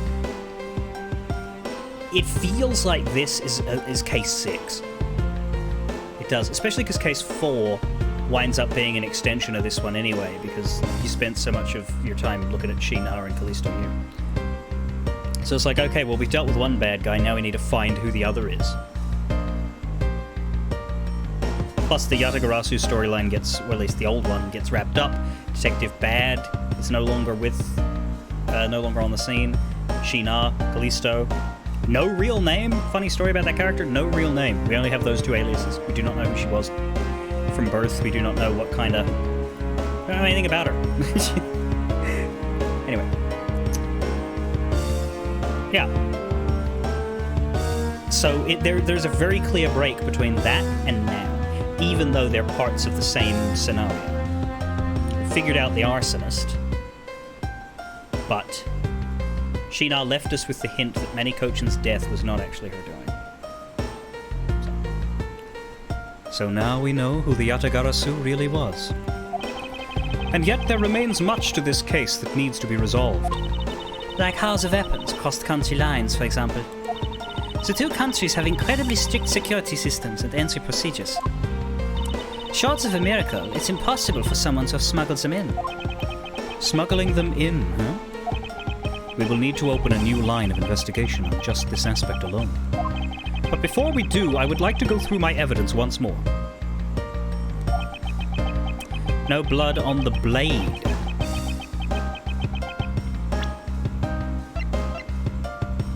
Her blade, you mean? There was the bloodied blade left behind. Well, okay, but the idea is... she arrives at Cochin's office with an Alabastian knife. She steals a Barbalese knife from the wall. She stabs Cochin with the Alabastian knife. She steals a Barbalese knife from the wall, handle swaps it onto the Alabastian knife, and then takes the Barbalese handle with her to disappear it and make it look like a Barbalese knife was taken off the wall and stabbed Cochin. Thing is, though, why?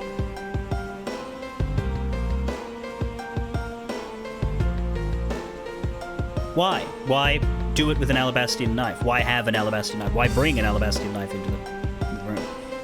Now, if she's telling the truth, it will turn out that she did not do this. But she did tamper with the knife because she is the person with the Babalian handle. So, if she's telling the truth and she didn't kill anybody, she was definitely part of the conspiracy of the murder. She was definitely in the room with the dead body doing that.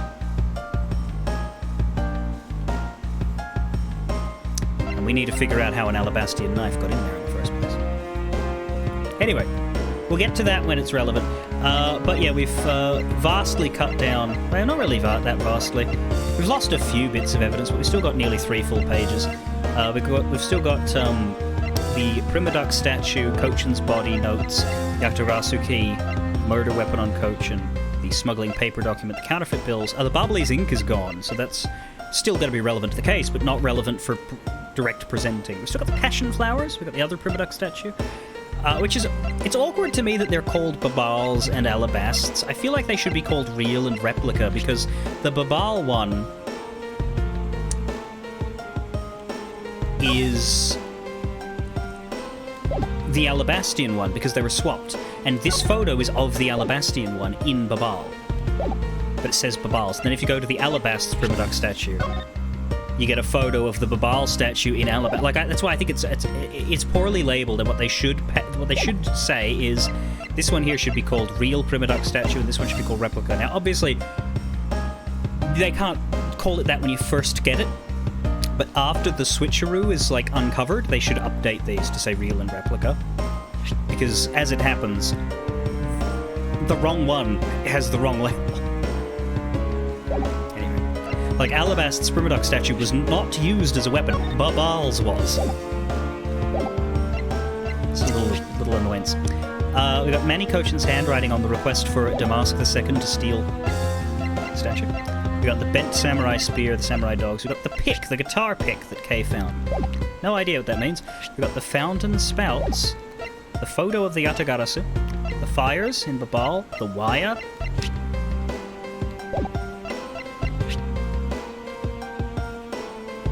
Did we talk about what that was used for?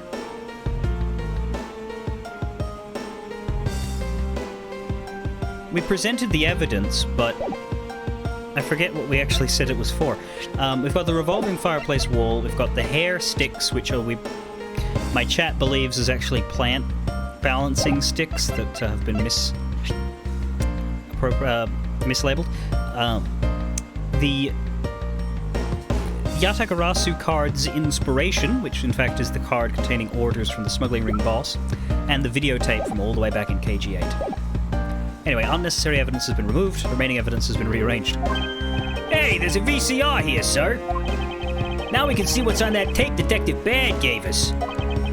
This piece of evidence from the KG8 incident, hidden from sight for 10 long years.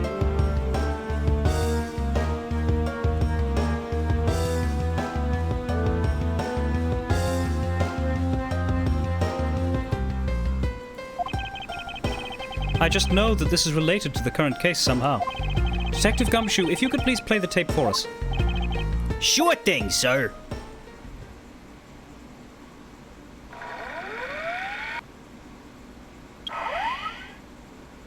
"7 days. Wait, no, that's a different tape. This man, it's Manny Cochin. And he's holding a knife in his hand. This looks like the footage from a security camera at the entrance of an apartment building. An apartment building? How do you figure that? Unlike you, I actually read the summary file on the KG8. Read the summary file on the KG8 incident, and the crime scene was the victim's own apartment. So this footage was shot at the entrance to the victim's own apartment building. At the trial, Mr. Faraday claims that this piece of footage existed. However, no one could find it. Yes, somehow someone was able to steal it and hide it from Mr. Ernest Amano. I can see how this would have been a definitive piece and why someone would want to hide it. But it's a piece of evidence from a 10-year-old case. There's no way it's related to this case we're working on now, sir. Actually, I believe it has everything to do with the case we're working on now. The ringleader even went so far as to use Mr. Portsman to retrieve it. Which means that in this video lies a very inconvenient bit of footage to the ringleader. Where? Where? Wait, what was that? Huh? That bit you played just now, please show it to me again.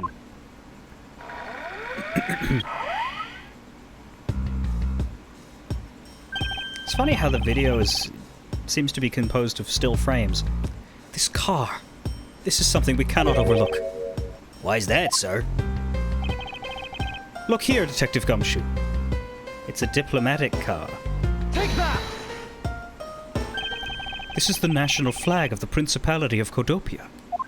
And because it has the national flag on it, we know this to be an official government car. But the question we should be asking ourselves is, what was a government car doing there? Miss Von Karma and Mr. Edgeworth. So, you were here all this time.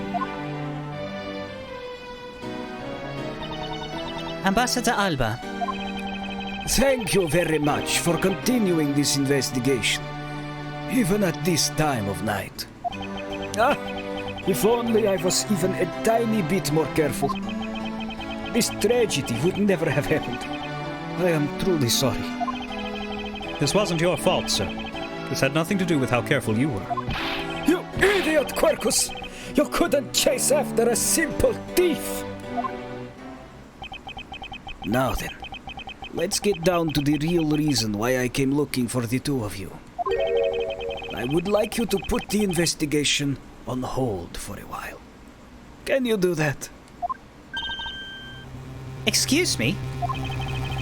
I heard you've apprehended the thief that turned this embassy upside down.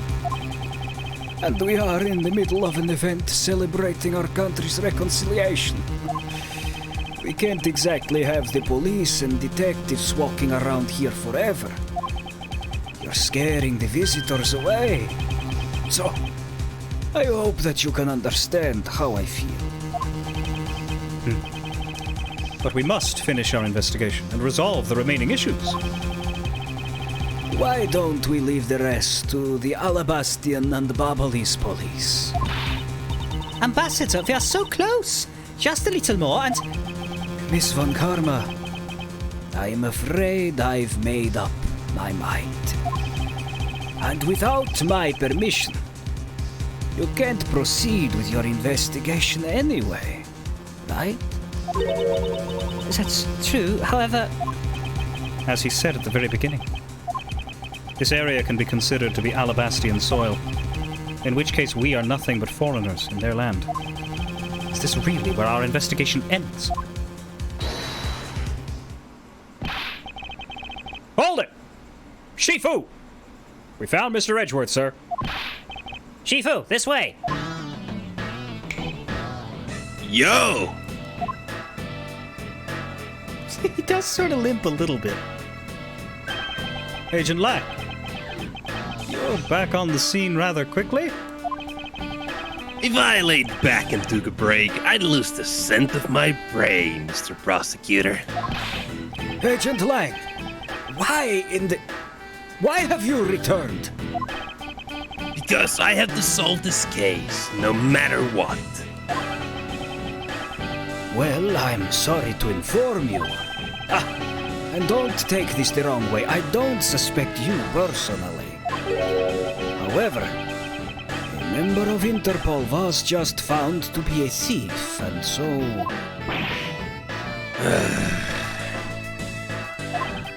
Under these circumstances, I wish to put your investigation on hold. After all, I believe our own police can handle things from here. They are quite capable.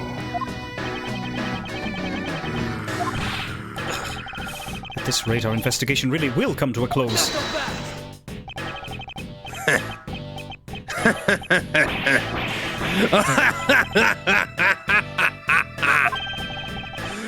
Ambassador Alba, I get it now. I really do.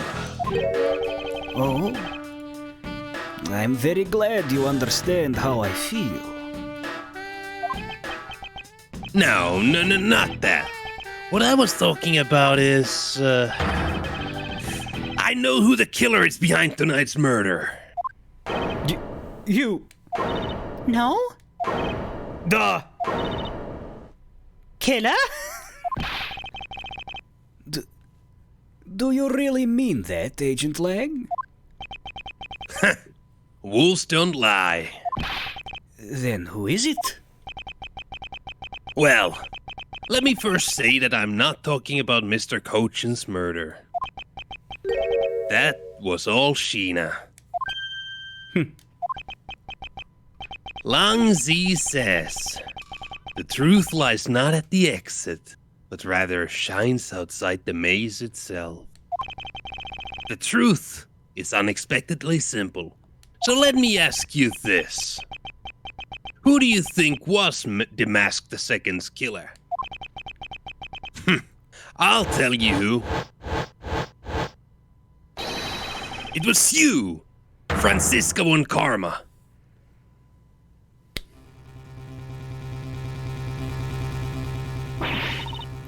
One brief, shining moment.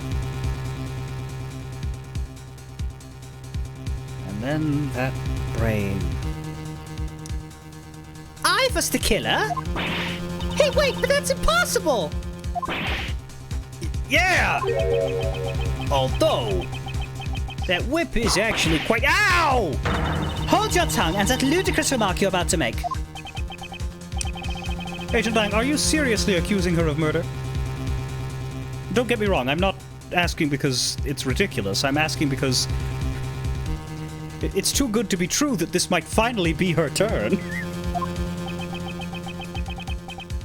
Yeah, I am.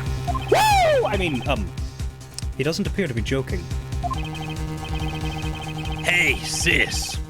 I remember that just before Ambassador Alba went to give his speech, he called you into his office, right? Yes, he did.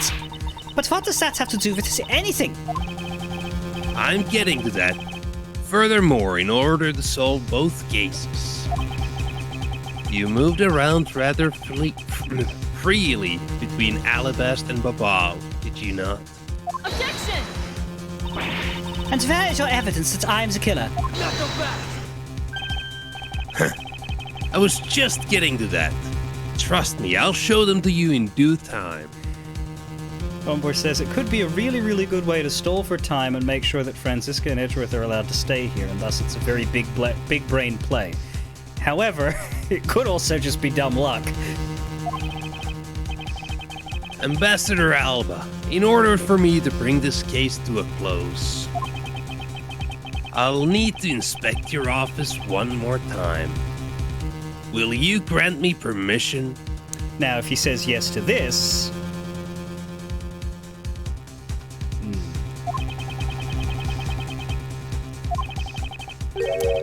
With things as they are, I suppose I don't have much of a choice, do I? Good. Then let's move out. Oh, and don't even think about using auto fire, sis. Or I'll know. My pack will be keeping a close eye on you. You can bet your bottom dollar on that. As if I would have any reason to cheat. But just so we're clear, your logic had better be sound. Because I'll accept nothing short of a perfect explanation. She seems rather upset.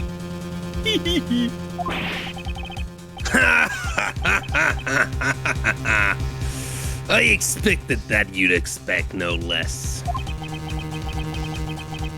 But we'll see how long you can keep that nose of yours stuck up in the air like that. Hold it!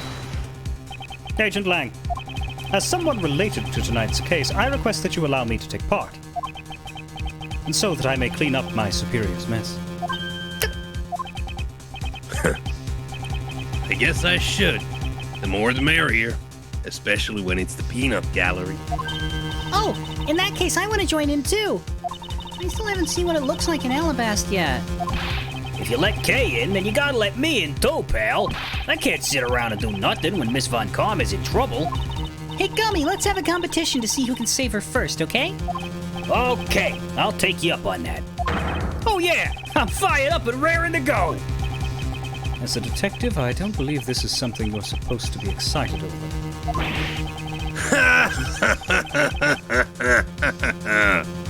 Sounds like this is going to get real interesting. Ambassador Alba, I'll be bringing these kids along for the ride. Very well. But I'd like you to keep in mind that this will be your last chance. I'll have this whole mess cleaned up before you know it. Now, let's go!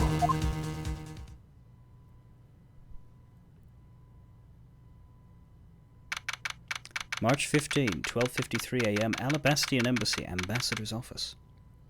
I guess he's the Alabasta. Okay. Now, let's first go over the facts one more time. Manny Cochin's body was found over in the Secretariat's office in Babal.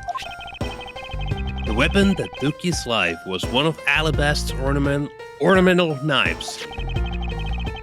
And then, the body of Damask II, Mr. Casino, or No Kashi, if we go by our pronunciation, was found here in the Alabastian Ambassador's office. Yeah, that name's funny no matter which way you take it. Through our investigation, we found that the murder weapon was this Primidoc statue. And that this is actually Babal's statue.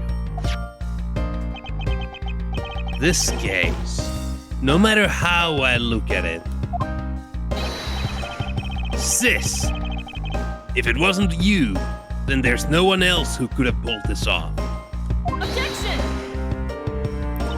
Agent Lang, do you understand the full implications of what you're saying? Of course I do, sis, and I'm serious.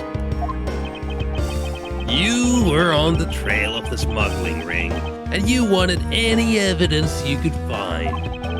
And so, while people were distracted by the Yatakarasu's appearance, you snuck in here. That's when you two ran into each other. You and that other thief who took advantage of the confusion from the fire. Objection! Even if all that were true, how do you explain the movements of the weapons? Don't worry. I plan to show that you're the culprit behind that too. You had permission to investigate both embassies at will. With that kind of free reign, you could have easily taken the weapons across country lines. Hey now! Don't test me, I've got a transcript. You think you could whip away my dialogue? Look, sis, I thought I already told you, I'm not messing around here. That was a good... I don't think anybody's caught that whip before. That's good shit. This case isn't directly tied to the smuggling ring. But Sheena certainly is tied to the smuggling ring. He's right in saying that she is a member of the smuggling ring. Hey, come to think of it, everybody that's still around in this case, alive and unarrested, I suppose. We're missing Ambassador Poleno, who I assume can't really come into the Alabastian Ambassador's office. We're also missing Larry and Oldbag, though I don't feel like they're really that important. But like, yeah, we're down to just basically the main cast and Alba. However, the connection between this case and the ring, could it not be deeper than what any of us can imagine? Let's get this ridiculous circus over with already. Franziska, you need to calm down. Yeah, I suppose, like, from an outside perspective, going in with without having the memories of playing it back years ago, so I already know where it's going. The suspects you would have left at this point are Alba and Poleno, because obviously it's not going to be Larry or Wendy or any of the main cast. Like, these are the two left that it could possibly be. Franziska, you need to calm down, because you only know the facts of the Alabastian side of the case. I don't believe you can see the case as a whole, therefore solve it. What? But don't worry, I am taking this seriously as well, and I will prove your innocence. That's the only way to be, Mr. Prosecutor. But can you come up with anything else that can top my hypotheses? Kinda, but I don't think I would have Sheena on my list if I were playing this for the first time, and I don't think I did when I did play it the first time, because to me they wrapped her up, and bringing her back out now, like, narratively that would not make a lot of sense. It would not be properly climactic in a sense, because, like, we've already figured out everything, all of the secrets that she had. It would be a weird flex, basically. Of course. Your explanation has to solve the mystery of the moving weapons as well. Of course. And I will. Let us now delve into the truth behind the murder of Damask II. You do understand, don't you, Miles Edgeworth? This isn't just a confrontation against Agent Lang. If you can't figure out how the murder of Damask II is related to the smuggling ring, then it will mean the end of our investigation. As long as I have no good counter-argument to his hypothesis, then. Best I can do is walk this thin tightrope and see what I can do. Come on, Mr. Prosecutor. Let's get started. Yes. Let's. Border-crossing weapons. One of Alabast's knives was used in Babal to murder Mr. Gochin. And the murder weapon in the killing of Damask II is Babal's Primidoc statue. Somehow, these two objects were able to penetrate the two countries' impenetrable security. The only one who traversed the two countries just before and after the crimes was you. I suppose it could be Lang. It's very unlikely to be. But it would have been very interesting if they'd written it that way, where Lang was the bad guy. I'm accusing everyone else just to cover up for myself. Yeah, no, but like, what my point is, because like what we do know is that Sheena mentions the boss that she reports to, the head of the smuggling ring, and so we have enough at this point to expect that this boss is the ultimate foe that we're going to have to take down, and that narrows it down to, hey, well, you know, Poleno, Alba. But it would actually be a really, really neat twist if it was Lang. And, like, the whole deal with Sheena and Lang in that last section was, like, quintuple bluff. So as long as I can't explain how the weapons moved about, Franziska will remain a suspect? You got it, Mr. Prosecutor. So why don't you stop giving me a hard time? Under these circumstances, who the heck can carry a weapon across country lines?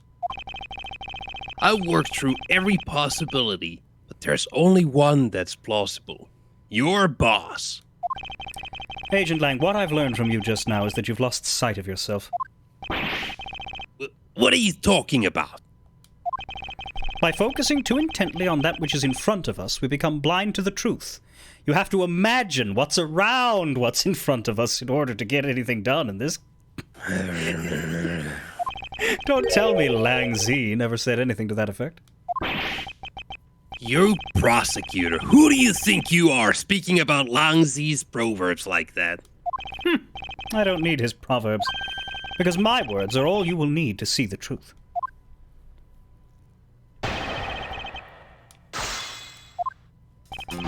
One of Alabast's knives was used in Babal to murder Mr. Gochin. Hold it! I concur that this knife crossed over country lines. Good, but that's not the only thing that did. We mustn't forget about the other weapon. The knife was only one.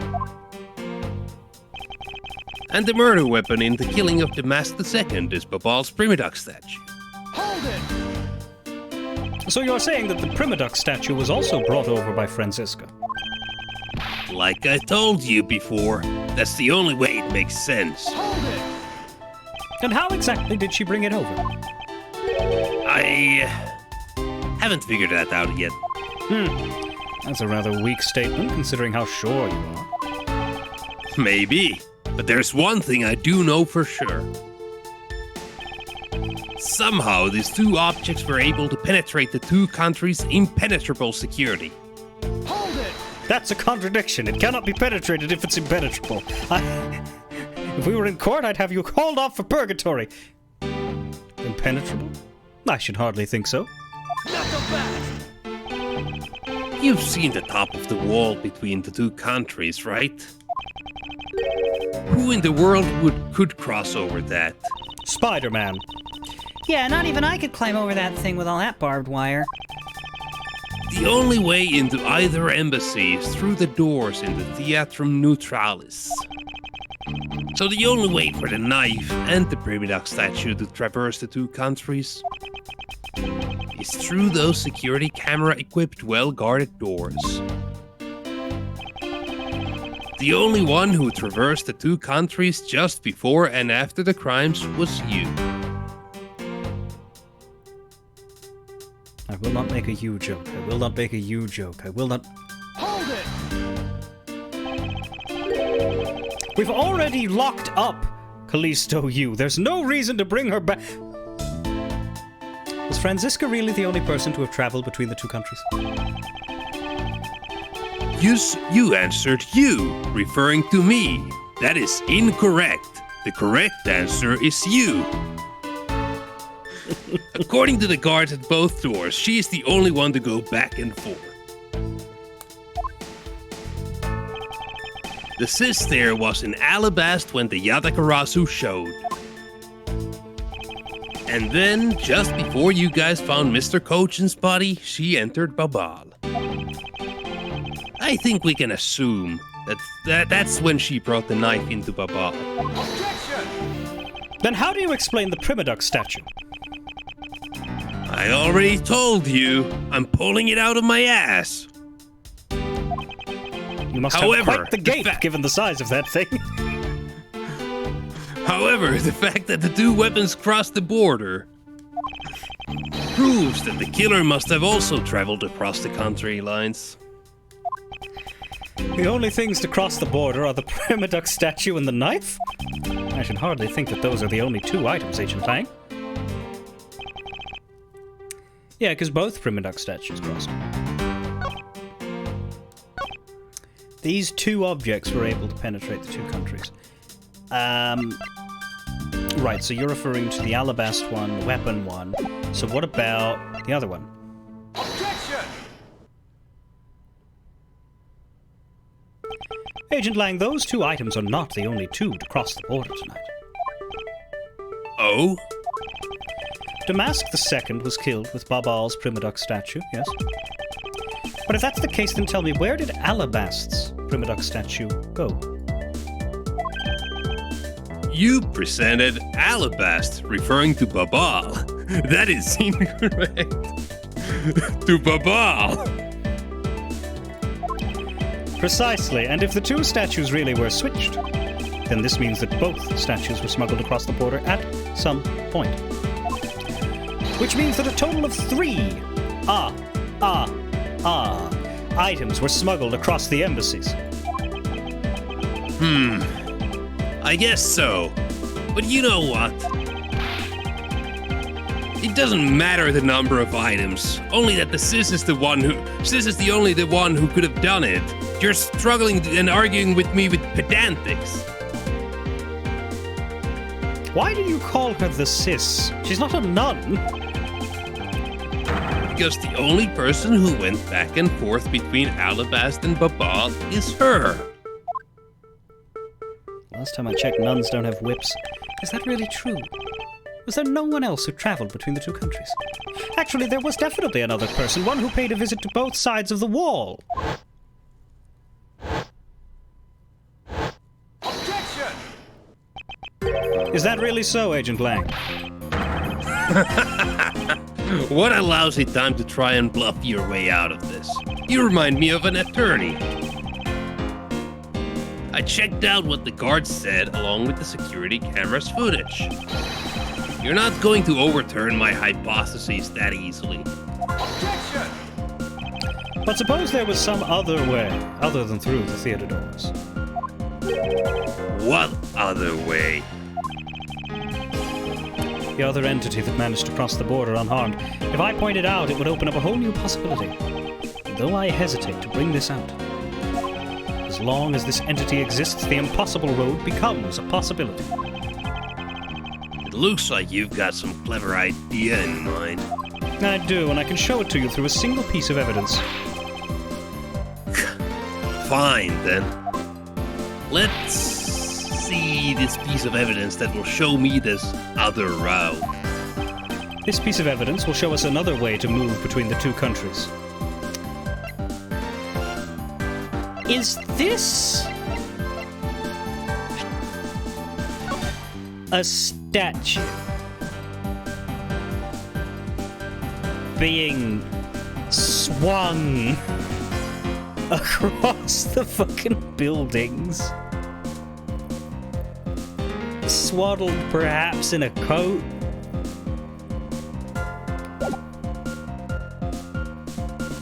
Take that! Agent Lang, I'm sure you are familiar with this unforgettable photo. That supernatural photo? Like I said before, humans can't fly. That was more effective when your assistant was with you. Where is she, by the way? No, of course not. I understand that perfectly well. And don't start oh, that's him. And don't start claiming that Sheena somehow grew wings either. I wouldn't dream of claiming that. And I won't allow you to take back what you've said either. I'll say it again. It's not humanly possible to fly through the air without wings. Someone's never seen Dragon Ball. So you'd better have a good explanation for this, Mr. Prosecutor. How can I prove who it was that flew through the air in this photo? Wait. Not humanly possible. Eureka! Very well. You will have your explanation. It sounds like you have a good idea simmering inside that head of yours again. Let's hear it. My text is green now. The face hidden within this photo's blurry trail shadow is... You forgot to voice act the green. Like, what are you gonna do to make your make your tone sound greener? Let's hear it. The face hidden within this photo's blurry trail shadow is... Somebody kicked Lang in the balls. Right, so this would be the Primaduck statue, but which one, I don't know. Hey, why aren't you shuffling through the human segment of your evidence locker? I can't. Wait. Do we know which fucking... God, I don't know which one to do. We presented... Which one did we present before? We presented this one. It's a question of whether the weapon was sent, or... I'm gonna go with this one again. Take that! This is the face behind the shadow. Not so fast! You presented a bottle statue referring to alabasts. That is incorrect. I thought I said that you'd have a good explanation. I can make heads or tails of what you're trying to say with that. Miss Label! Well, actually, I wouldn't have known which one either way. I don't know if it was the weapon statue or the other one, so, like, fuck it. Come on, hurry up and show me. Even had you not barked that at me, I would have gladly done so, Agent Lang. I need to go over it one more time. Perhaps the other statue. The man-shaped shadow that flew through the air, wrapped in the darkness of night. Its real shape could only be this one thing. Let's hear it! Take that! Naturally, the shadow is the third smuggled object, the Primaduck statue replica. You can't be serious! The Yatagarasu, or rather Callisto Yu dressed as Ancient Shina, was inside Babal. She dressed the replica statue up in clothes and launched it through the air. Not so fast! Mr. Prosecutor! You left out a very crucial bit in your explanation. I know I did. She launched it through the air. Yes, she has a cannon mounted in her left arm. Can we move on? And how exactly did she do that? Genuinely want to know what the writers expect out of the... he does that a lot with, like, they'll just pick a word and they'll just extend it, and it's never the one that I would choose to extend if I were doing the sentence. Yeah, I'm really struggling with some of these vocalizations. Like, I'm not really sure if I'm supposed to do like mimic a karate chop in the air or what, but like Yeah. it's not like Furio Tigre where you know the tiger roars were actually put in the game. Like, am I supposed to mimic some wolf howls or some shit like that next? Yeah, just between every third sentence, just give us an awoo. No, please don't. He is literally baring his fangs at me. But he has a point. How exactly did it move through the air like that? As long as this remains unsolved, we won't be able to move any closer to the truth. Which reminds me, didn't he say this earlier? Hey sis, I remember that just before Ambassador Alba went to give his speech, he called you into his office, right? So, just before the murder, Franziska was called here, right into this very room. If that's the case, then that may be another avenue I can pursue.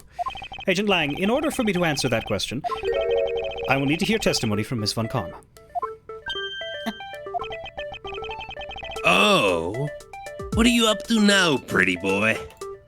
Earlier, you mentioned something of interest to me. You said that just before the murder occurred, Ms. Von Karma had been in this room because Ambassador Alba had called for her. And for that reason alone, you believe her to be the killer. Yeah, I guess I did say something like that. In that case, I believe it is my duty to ask her what her side of the story is. Do you really think a criminal would tell us the honest truth? How dare you! As I've said numerous times, there is absolutely no proof that I am the killer. Miles Edgeworth, don't tell me you suspect me too. I don't. However, I can't ignore the fact that you were in this room at one point in time. Which is why I would like to hear about your movements in this room. Franziska, I feel that I still don't have enough information. Which is why your testimony is incredibly important to the outcome of this case. All right. So, what would you like me to talk about? I'd like you to please testify to your movements in this room until the murder occurred. All right, let's try this your way for a change. But if what she has to say turns out to be a waste of time, I'll place her under arrest faster than you can howl, "No!" As you wish. Movements in Alabast. As I said earlier, I was assigned to guard duty in the Alabastian embassy. After I saw the steel samurai off on his way towards the ambassador's office, I returned to the Rose Garden for a bit and checked up on the security station. After all the preparations were in place, I was called back by Ambassador Alba to his office. Franziska, I want us to make this clear from the very beginning. So what I wish to confirm is that the only time span in which you were in this office was before the murder occurred. Is that correct? Yes, of course. I see. For now, the only way that I can see for us to break out of this situation is to ask Franziska about her testimony in more detail. That was fast. As I said earlier, I was assigned to guard duty in the Alabastian embassy. Hold it! I thought your duty was to fact-find anything you could about the smuggling ring. Yes, that was my job. But upon hearing that Yata Garasu had sent a calling card to the embassy, Ambassador Alba called upon us to protect the embassy instead.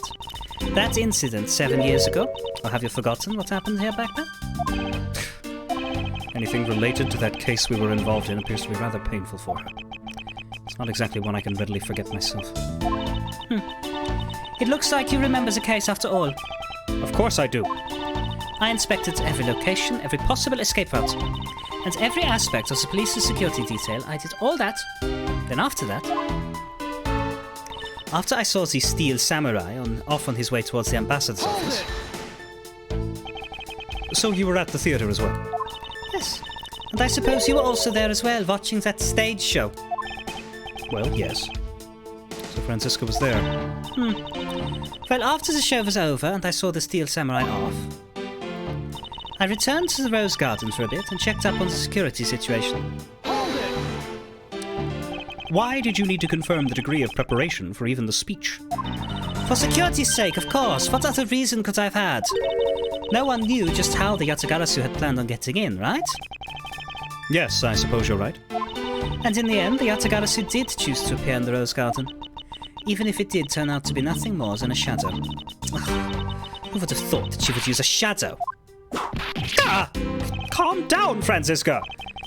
She must still be nursing a grudge over the fact that she couldn't figure it out herself. Anyway, there was no one in the Rose Garden. And we were aware that the speech was set to start soon thereafter.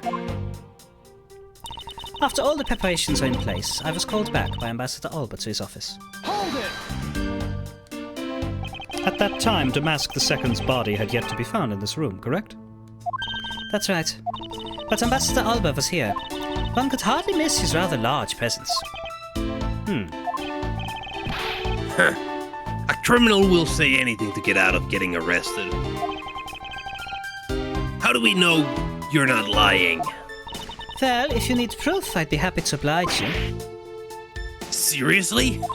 Like I keep telling you, when I arrived at this office, Ambassador Alba was already here. He was standing by the flower box on the windowsill, watering his plants. Ah, I can attest to that. I remember speaking with the lovely lady around that time, here in my office. All right, then. Add that statement to your testimony and let's hear some details. So Ambassador Alba was in this room at the time, was he? When I arrived, Ambassador Alba was watering the flowers on the windowsill. Hold it! For the sake of being thorough, I'd like to ask you something. How did you know that Ambassador Alba was watering his plants at the windowsill? What do you mean by that? The entrance to this room is on this side. However, the window is on the opposite side. If what you say is true, then when you entered the room, his body would have been like a wall. He would have been blocking your view of what he was doing. Isn't that not correct? I suppose it was a bit hard to see around him, but fortunately for me, Ambassador Alba is not an immovable wall. I knocked before I entered, and as I did, he turned around to greet me, with a watering can in his hand. So it's only natural to believe that he was watering his plants, right? I suppose. After his greeting, we spent a little time talking about his flowers. He had obtained them himself and was growing them with the utmost care, you know. Yes, the plants in this room. They are all like my children. The passion flowers in the flower box on the windowsill were growing beautifully too. All 4 of them are in full bloom. Miss Von Karma, what did you say just now? I said that the flowers are growing beautifully. What about that statement do you not understand? What do I not understand? I do not understand why a certain thing is the way it is.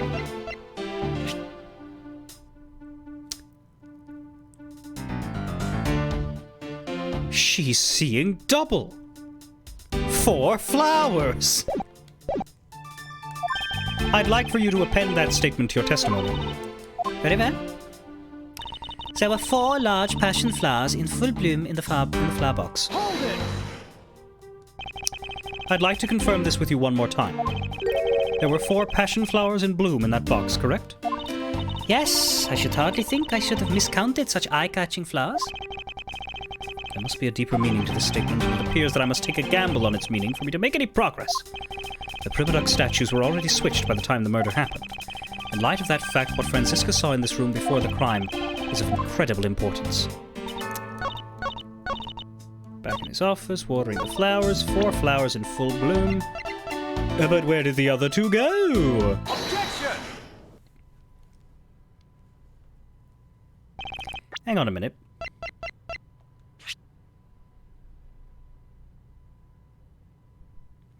These flowers are on sticks.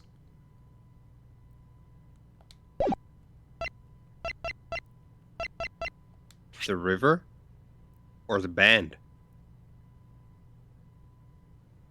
Oh, Mama, I'm in fear for my life from the long arm of the law. The hair sticks. So they were called.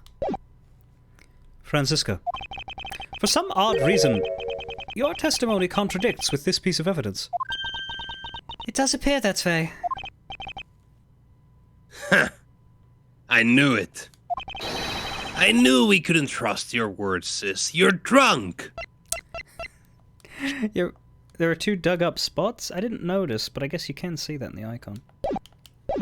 It's also funny that, like, it's not a photo that he took. He just literally scribbled down the passion flower's name into his notebook. Yeah. That's like, he's presenting, he's just presenting this, like, doodle in his notebook. This proves me you're wrong. Flower. I only doodled 2 of them. Mr. Edgeworth, what are you doing discrediting Miss Von Karma like this? Yes, sir. If you keep this up, she's gonna get taken away, sir. Ow! All I've done is state what I saw. I have made not a single mistake in my testimony. And for this, I am still under suspicion for murder? Is the number of flowers really all that important at this juncture, Miles? At the very least, it is a contradiction in this enigmatic case. One that I find hard to dismiss as irrelevant. Then let's hear it, Mr. Prosecutor. What does the number of flowers have to do with anything? What does it prove?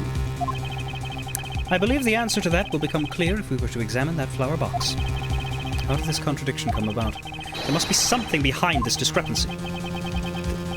They're my beloved flowers. I've grown them with the utmost care.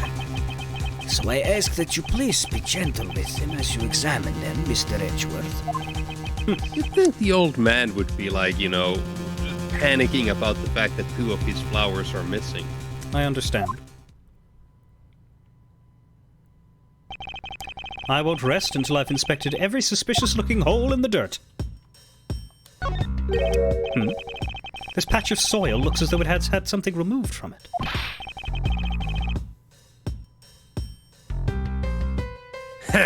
What are you doing, Mr. Prosecutor? What'd you clam up all of a sudden? I'm still here, waiting for an explanation, Did you know, Agent Lang? Flowers are best appreciated in silence. So shut the fuck up. I tried. It looks like 2 things were pulled out of this flower box. The name of these flowers, I believe they're called passion flowers. Despite being called flowers, they are actually a species of vine. They appear to be growing well and are well supported by these plant supports. Yeah, but no matter how I look at it, it looks like there are only 2 here to me. You realize, don't you, sis? Your little lie has failed you. Miles Edgeworth, hurry up and shut this man up for me already.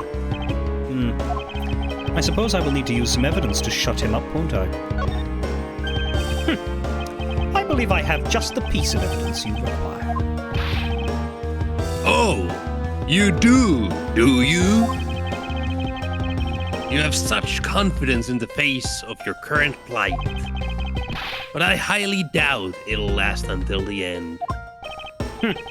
You howl like a wolf, Agent Lang, but we'll see if you have any bite to back up that bark after you see this evidence. The The truth the passion flowers reveal can be seen in this. Take that! And thank God she didn't give them to Sheena. Sheena, who was supposedly in Babal the entire time, had these hair sticks on her that look exactly like the plant supports in this flower box. In other words, I believe it can be said that these hair sticks are in actuality support sticks for the passion flowers. Huh. And so what? Is this really all that important to the case? Of course it is. It means that we found yet another item that was smuggled between the countries tonight. Yeah. Think about it logically, Agent Lang. These sticks were originally in Alabasta, but somehow they wound up in Sheena's hands, who was in Babal the whole night. So make no mistake, these sticks were smuggled somehow, just like the knife and statue.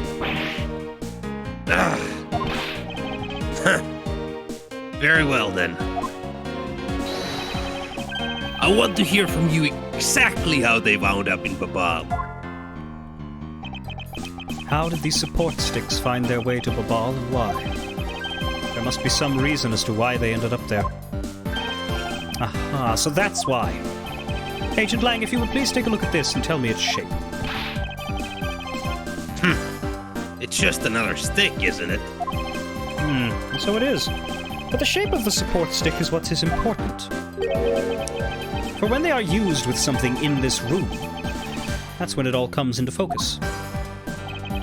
And the object that completes the picture when used with the support sticks is...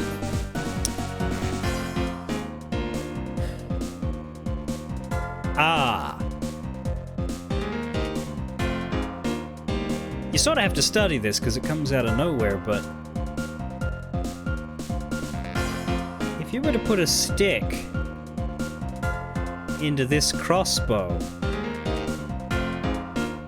and fire it...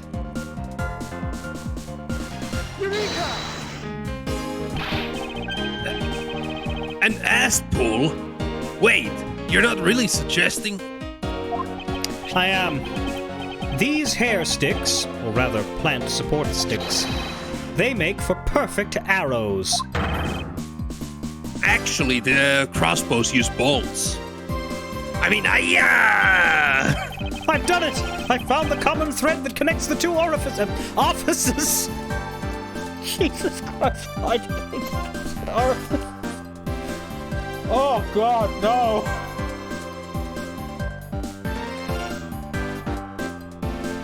Oh,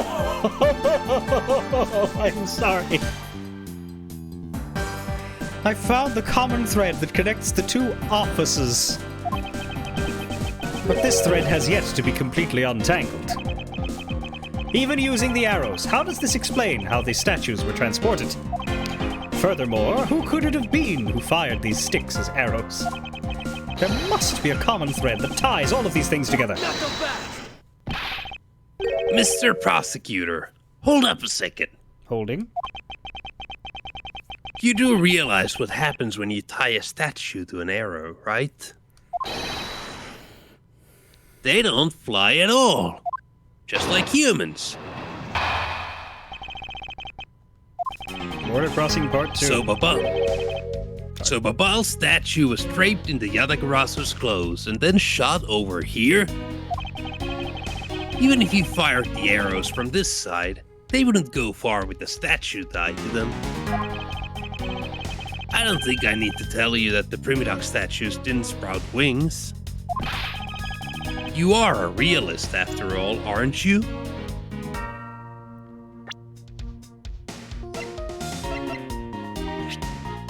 I mean, that's what cynics call themselves, right? They tied the wire to a stick, tied the other end to a stick, shot one stick across, and then moved the statue across the wire.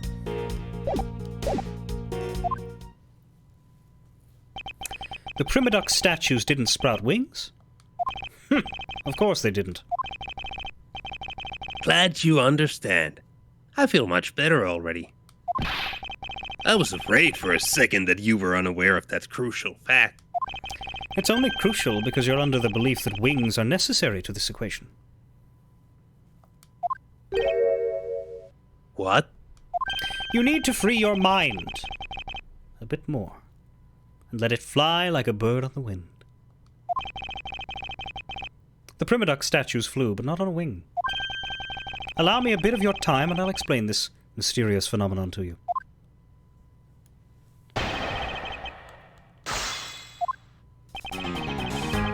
So Babal's statue was draped in the Yatagarazu's clothes and then shot over here? Hold it! But that incredible scene just happened to have been caught on film, resulting in this photo. And what an incredible scene it was. This photo was taken by a freelance photojournalist, right? Yes, so I hear. And not every photojournalist is known to be honest, right? Especially not the ones that sell photos of spirits and giant creatures to tabloids. Yes, I know what you mean. I've seen those sorts of photos many a time in court. Generally taken by the same horrible woman. But there have been times when those photos have turned out to be telling the truth. If you had ever stood in a court of law, you would know that it's entirely plausible. You really believe the stuff you're spewing right now? A courtroom certainly is a strange place if what you say is true. But there really is something odd about that photo, no matter how you look at it. Even if you fired the arrows from this side, they wouldn't go far with the statue tied to them. But we are in agreement that an arrow by itself would reach the other side, correct?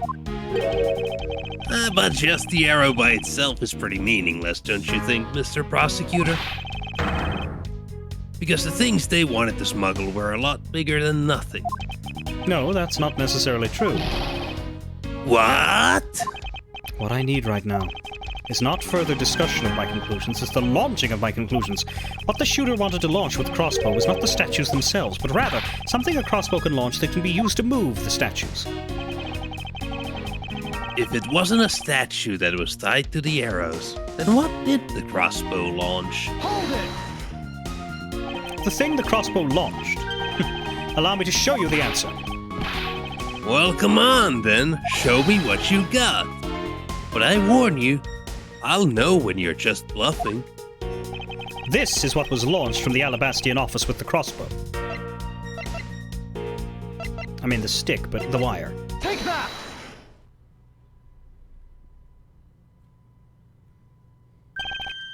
Finally, we have reached this point in our discussion. For I present to you that which was carried by the arrow from the crossbow.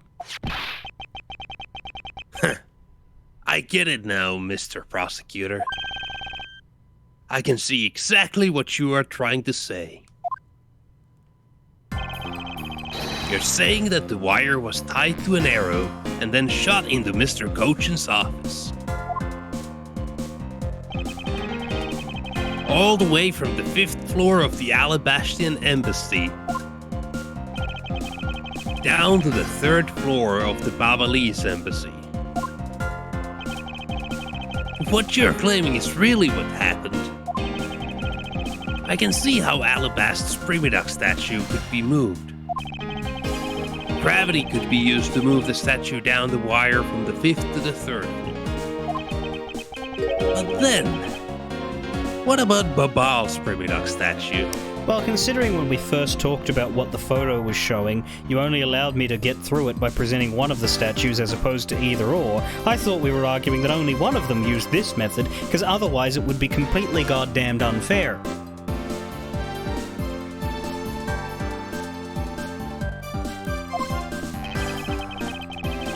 The dark shadow in this photo is clearly flying away from Babal. Going in the opposite way of gravity from the 3rd floor of the Babalese Embassy up to the 5th floor of the Alabastian Embassy. How do you explain that? I think I finally see how the gears behind this whole trick works. Agent Lang, the motion used behind this trick, I wonder if perhaps you have yet to envision how it works in your head. Well, yeah, I can't. What motion? This is the motion that was employed to smuggle Babal's Primadox statue. Rotary motion? Like pulling the wire? Like if they made it a pulley? Swinging motion? I don't think it could have been that. Bungee action.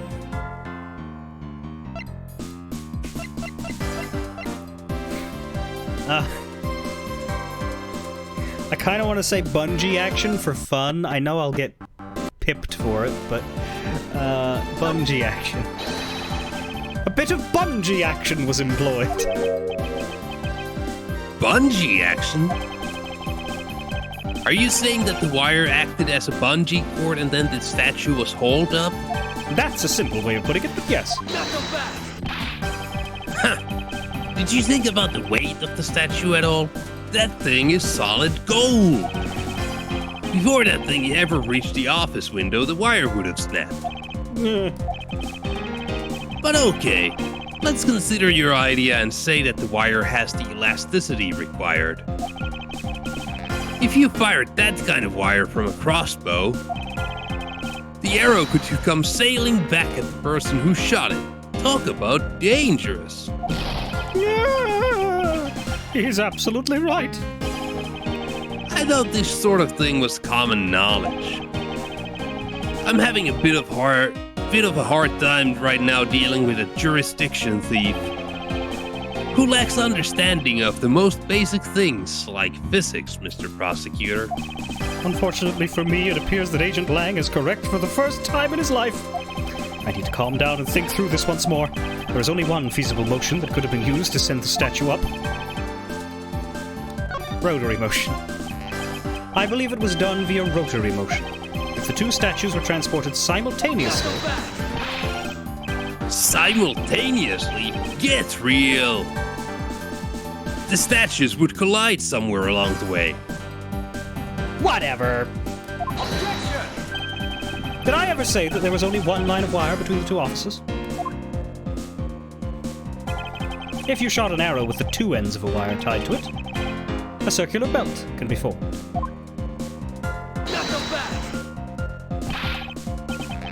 Lang Zi says, don't object and call a success what is beyond reasonability. Taking into account the tension difference between the two wires, the top one would sag too much to the point where the statues would collide anyway. Agent Lang, as you know, the Primadox statue is a one-of-a-kind national treasure. The fact that Babal's statue is a hollow replica of the real statue, it would naturally be lighter than the real one, meaning that my idea is very possible. Lang Zi says...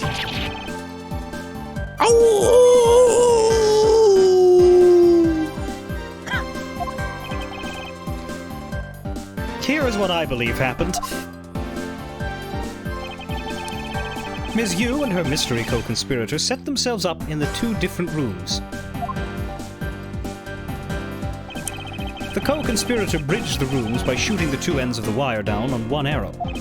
Then the two of them covered the statues and proceeded to transport the statues. After the switch was completed, another arrow was fired, carrying the other end of the wire down to Babal, where it was to be disposed of. And to do that, Ms. Yu hid it inside the grandfather clock QED.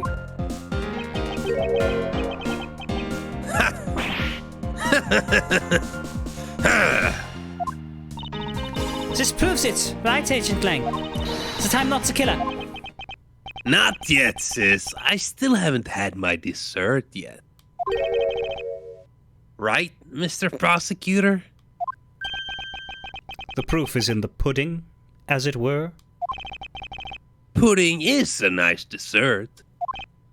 So, do you think you can do it? Can you prove that what you said is what happened? Because remember, if you can't, I'll be taking a certain someone back home with me as a souvenir. I agree that as long as there is no proof, my hypothesis remains just that. However, what I have laid out is no mere hypothesis, for there is one more piece of evidence. One more? This should be interesting. You think you have a piece of evidence that will turn your hypotheses into fact? Well then, let's see it, Mr. Prosecutor. The thing that made it possible to create a circular belt out of a length of wire. I believe that it is right here in this very room. Now then, I believe this is what made the circular belt transportation method possible. Could they wrap it around the stand or around the fan?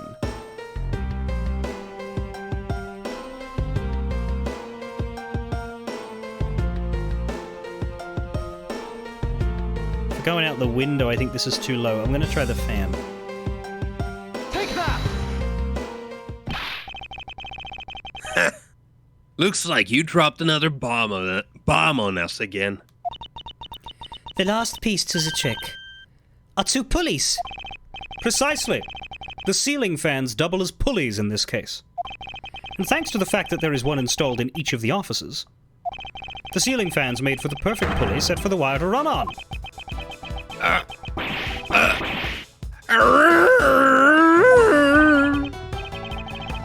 This must be it. This is how the smugglers bypassed the impenetrable security.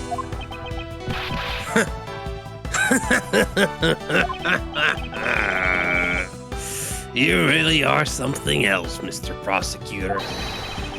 I bet you figured it all out already, haven't you? You know who the big hotshot that set up this real-life stage show is, don't you? The person who set up this rather large and complex stage show needs to be someone who had foreknowledge of the existence of a ceiling fan in both the Alabastian and Barbalese offices, and that the Passion Flower's support stakes could be used as arrows. The real mastermind behind this case. Well, don't you dare make this wolf wait for his food. Why are you so hesitant, Miles Edgeworth? If you can't say who it is, why don't you present something like you always do? A single point of the finger here in this case will explode into an international incident. However, it's already too late for me to stop the forward momentum. It appears that I have no choice now but to rush in. There is a piece of evidence that will point us to who the mysterious mastermind is. I noticed they're called crossbow arrows now, but yeah, no. The point that's trying to be made here is that these, the person who would know all about these, is Ambassador Alba. I suppose this dirt was from when this was stuck in the flower box. I guess that's why only the tip is dirty, huh? Yes. I thought these loops were just an eccentric design quirk, but who knew that they were actually arrow fletchings? Yeah, that's the thing. They're not, technically speaking, support stakes for the plants either. They are crossbow arrows repurposed.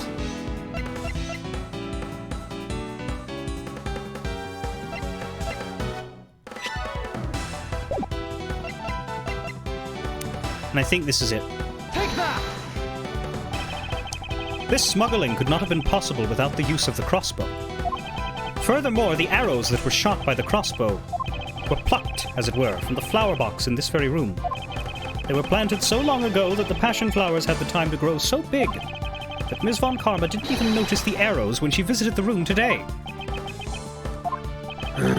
On top of all this, the fact that the culprit knew that both offices had ceiling fans tells us that the person has very detailed information on this embassy's layout.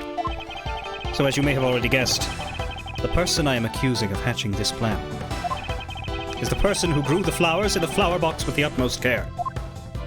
Thus it can only be you, Quercus Alba.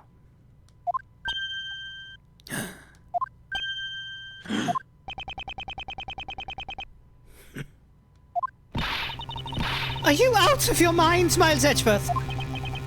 I'm certain of what I am saying, and I'm sure that he is the culprit.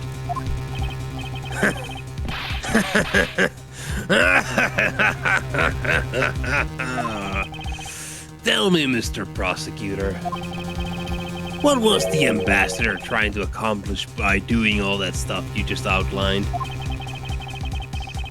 Why in the world would he need to use a trick like that? I understand your need to doubt me. However, there is one thing that stands out to me as very odd. Just one thing, huh?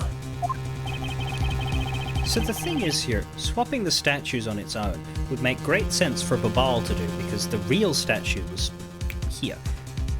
But why would Quercus Alba want to send the real statue over to his enemy and bring the replica over to him? The one single end result Ambassador Alba sought to obtain. If we were to examine the focus of this complex trick, I believe we will finally find the answer to everything. Everything will become clear once we examine this piece of evidence. I guess we examine the statue. And this is, technically the statue that's in this room, so let's go with this one. Take that! You presented. I would fully understand the reasoning had the situation been the reverse. However, to go through the trouble of swapping the real Primadux statue for the fake, I sense a very shady reason for such a bizarre action. And who better to ask for that reason than King Primadux himself? I see. Ambassador, we'll be examining that statue now, with or without your permission.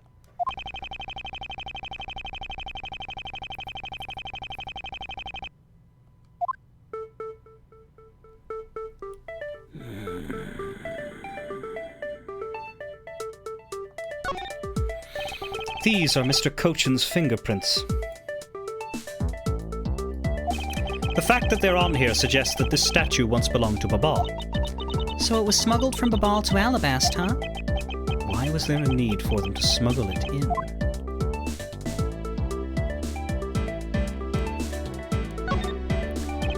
With his sword drawn like that, there is an aura of valor and bravery around King Primadux. He looks so cool standing like that with the sword stuck in the ground in front of him. Maybe I should try and come up with some cool pose with a shuriken or something. I am seriously beginning to think that her real goal in life is to become a ninja. Hey, Mr. Prosecutor, there isn't anything particularly odd about the sword, right? No, not really. I suppose we should examine a different area of the statue now.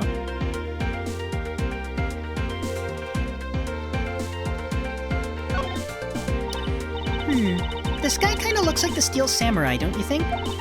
Maybe it's because they look alike that he was picked to be the Goodwill Ambassador. I suppose that's possible.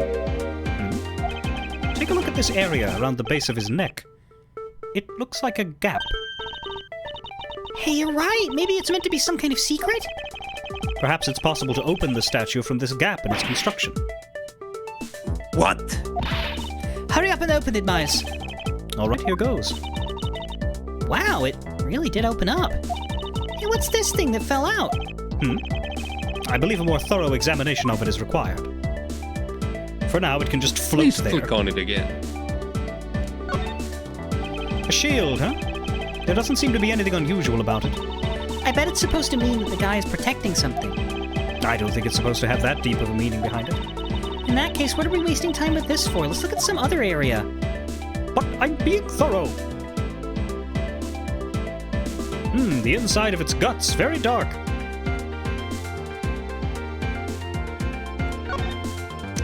What in the... is this? Hey, is this what I think it is?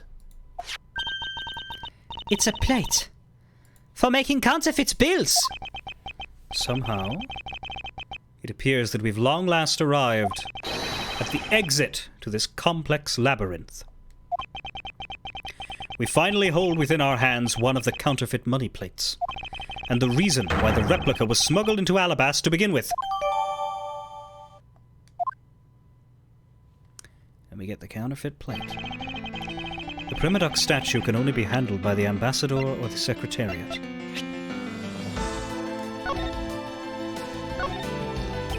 It's a counterfeit plate used to make counterfeit Zhangfa bills. It's incredibly detailed, and even includes a phoenix taking off into the sky. With plates as finely crafted as these, it's no wonder the fakes are so hard to spot. Well, why the fuck are you looking at it the wrong way around?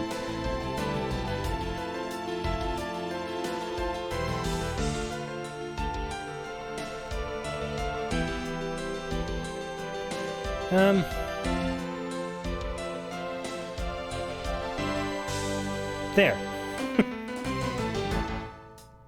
It sort of works.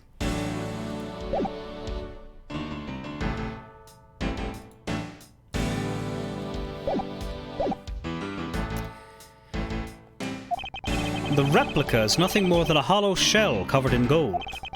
These two circumstances make the statue the ideal object in which to hide contraband. After receiving the statue containing the counterfeit plate from Shinar, the ambassador had the misfortune of accidentally running into Damask II. Surprised by the thief, the ambassador raised the replica statue at Damask II and... bong! Then, in order to frame the steel samurai for the murder, he covered the samurai sword in blood. Well, Ambassador Alba?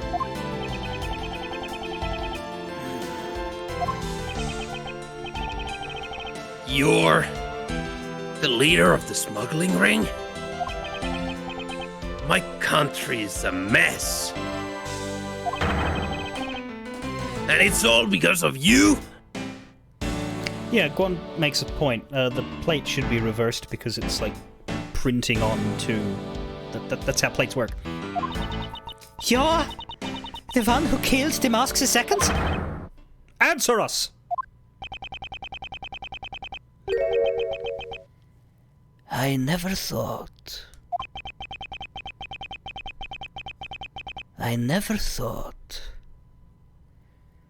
that you would figure things out to this level.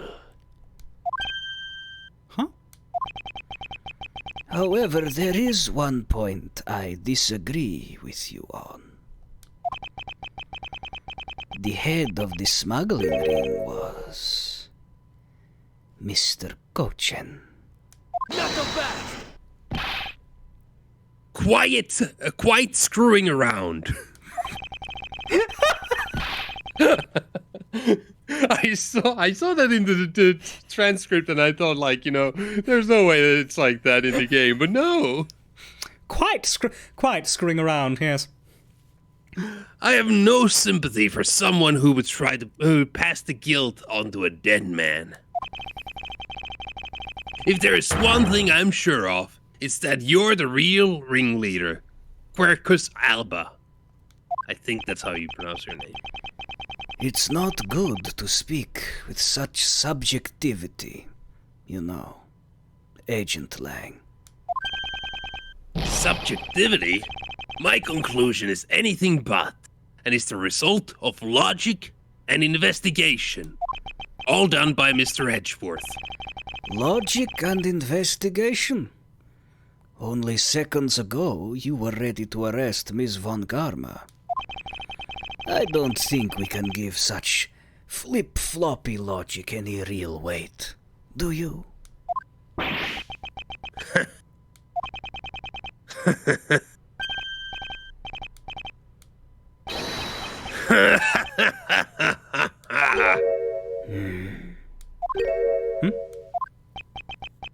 It looks like you still don't get why I came back. Excuse me. You see, the reason I came back is so that I could sink my fangs into your wrinkly old neck. From the very beginning, my real target has been you. What? What? Agent Lang, I demand an explanation. Sorry, sis. I didn't mean to put you through all that. I knew you were innocent from the very beginning. You did? I knew that this whole incident had been meticulously planned and prepared for. So naturally, the occupant of this room, Ambassador Alba, seemed the most suspicious. But without the ambassador's permission, we couldn't get in to take another look around. Ah, so that's why you put on this big show to accuse Franziska of the murder. Using Franziska as the bait, you were able to gain us entry and investigative rights. Yeah, if I hadn't done that, I doubt the ambassador would have given the okay to poke around. Thank me later. So that's what all this was about. Very well. I will forgive you. But in exchange for using their spades, you will take some responsibility and help us find the truth. Agent Lang, for giving me such a great opening. I thank you. I said thank me later. You know, I just knew, Mr. Prosecutor, that somehow if we were able to find some proof by investigating this room, that you would be able to figure out the real culprit with your special brand of logic. The evidence detectives collect combined with the logic of a prosecutor. That's just as it should be in a prosecutor-detective team, right? Don't push your luck. I don't know about all that. One thing I do know is that I'm itching to see that old man get what's coming to him. You're quite scary when you want to be, aren't you? Hey, you were the one who was planning to use me to push all the guilt onto the sis. But unfortunately for you, you misjudged me. Agent Lang, I wish for you to stop trying to intimidate me. What we need right now is evidence and proof. I wonder if you had what is necessary to prove that I am the head of the smuggling ring. Objection! Don't be such a sore loser. If you really are the head of the smuggling ring, then you should acknowledge your crimes with dignity. Dignity? That is nothing more than a fool's insincere display of strength. If you really wish for me to acknowledge my crimes, then I would like to first see some of this thing you call evidence. I tell you, I knew nothing. Really. I didn't even know that a counterfeit plate was hidden inside that statue. Objection! You swapped a real statue that vested in your country the authority to rule for a fake. It doesn't make any sense that you didn't know anything. It doesn't make sense? Where doesn't it make sense? Can you prove that it doesn't make sense? He's really got us.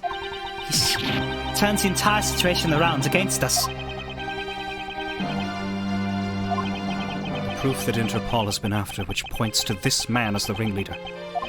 If we can somehow find that proof now, then we can see to it that justice is finally served. Is there nothing I can use to break this case wide open? Huh. The trump card and the videotape. Those two items. We might be able to finally bring this man down. But the card is evidence from a case that Mr. Faraday hid away in secret. Tape was stolen by Detective Bad from the police. They're both illegal evidence. No matter what, a protector of the law can't be allowed to use such pieces of evidence. Needless to say, we Von Karmas are commanded to achieve nothing but victory, and by any means necessary. The only way to bring someone like that to justice was to do so outside of the courts. That's what we thought at the time. I no longer follow the path of Manfred von Karma. And I won't follow the path of the Ottagarasu. This leaves me with what? What creed will I believe in? The Assassin's Creed. Die! Nope, that's a bad one. If I want to pursue the truth, then I will sully my hands in illegality. And if I want to pursue justice, then I will lose the truth. What is the law and what is justice? And which path is a prosecutor supposed to follow? That choice is one I must make by my own hand here and now. Fucking use it! There is no limit to the law. Any limit that exists was set there by man. When a person goes beyond that limit, then the law, too, crosses into new territory. For what reason were laws invented? The answer to that is what I must now show. Ambassador Alba, I wonder if you might recognize this. Oh, I wonder what that card is. I've never seen that before in my life. It's a directives card used by the leader of the Ring to relay instructions to his subordinates. Oh, is that what it is? This card was sent to the real culprit behind the KG-8 incident 10 years ago. A man by the name of Mr. Manny Cochin. Oh. So why do you have such a card in your possession? Because it was hand-delivered to me by a certain great thief, the Yatagarasu. The Yatagarasu gave that to you? No, this happens after the trilogy. Don't talk nonsense and let's be serious, Mr. Edgeworth. Do you have any proof that the card contains directions from the ringleader? I'll have you know that the card is not the only thing I was given. What? This contains security footage that was shot just before the start of the KG-8 incident. The KG-8 incident. The card and the video. These two pieces of evidence are what will seal your fate.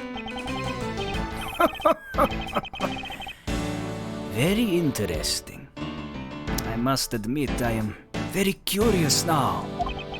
Very curious indeed in these case-deciding pieces of evidence you've presented. The prey the Yatagarasu has been chasing all this time now stands before me. Can't allow this man, who was at free rein for 10 long years, to simply walk away. Now is the time for me to bring to fruition the valiant spirit that was given to me. March 15, 1:34 a.m. Theatrum Neutralis lobby. So, what is this interesting thing that you wanted to show me? The trump card and the videotape. These two pieces of evidence together make for the ultimate hand. And this is where the real meaning behind Detective Bad's words will be realized. Detective Gumshoe. Yes, sir! What you see here is security footage shot just before the KG-8 murder occurred. From this footage, we know that the card is a directives card from the smuggling ring. This is the section that proves that the card was used to relay an order. Take that! As you can see, Mr. Cochin is holding the card in his right hand.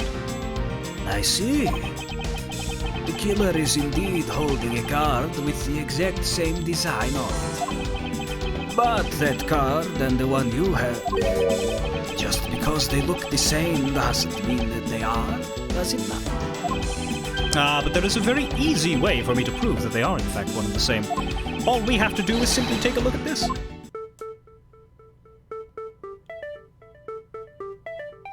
The back of it. A section of the text has been obscured by blood, but it is clear the writing is Kodopian.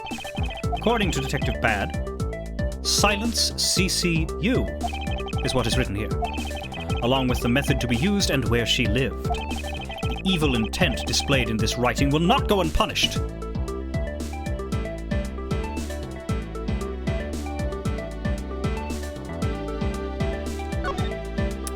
This dark red blood. Yes, this is your proof. Proof that the orders on this card were played out in that terrible tragedy. The blood belonged to the victim of the KG-8 incident. With a bit of DNA testing, we can very easily verify that as fact. If you have no objections, then I'd like for you to take a look at this next piece of footage. This car that passed by in front of the victim's apartment building. It's an official Kodopian government car. What? Detective Gumshoe, if you could please magnify the footage.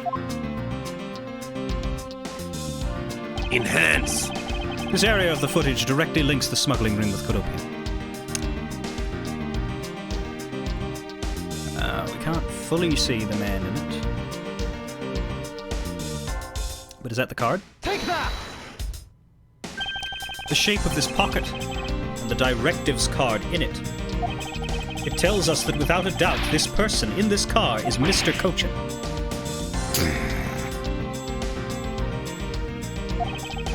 The license plate on the car was also captured by the security camera. With it, you can easily find out who was sitting in this car on that day 10 years ago. Which is why I can say with confidence that you were riding in this car on that day.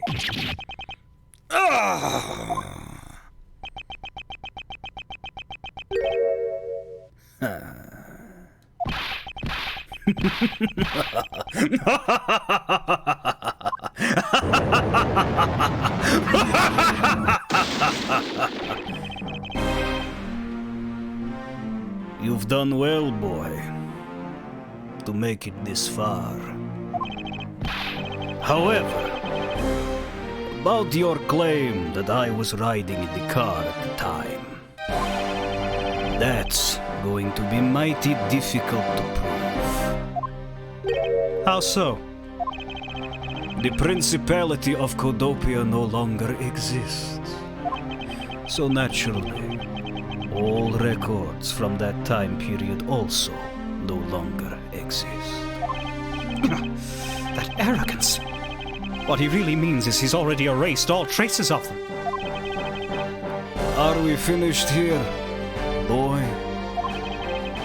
The only weapon I have left to me now is this piece of footage.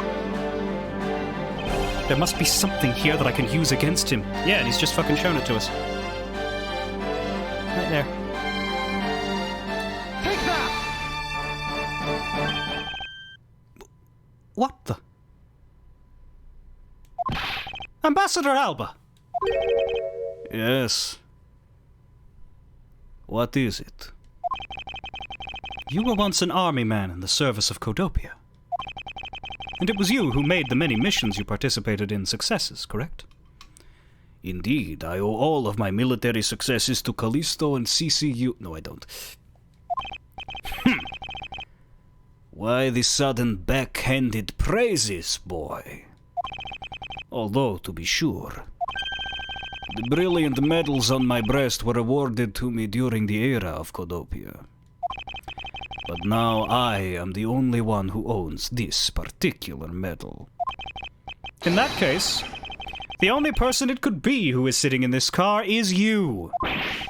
How do you figure that? By the medal, captured here, in this footage. It is clearly the same exact medal as the one on your chest. What?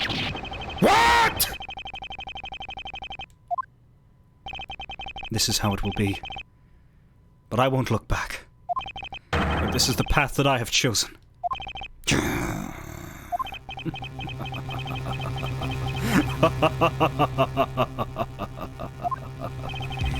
You've moved me with your devotion to this case, Mr. Edgeworth. Why is he taking such an arrogant stance with me? It's almost looking possible, isn't it? For the lot of you who have come this far. It looks like I just might lose our little game this time. You might lose the game this time? You don't get another round, Mr. Ambassador. Is that a fact? Very well.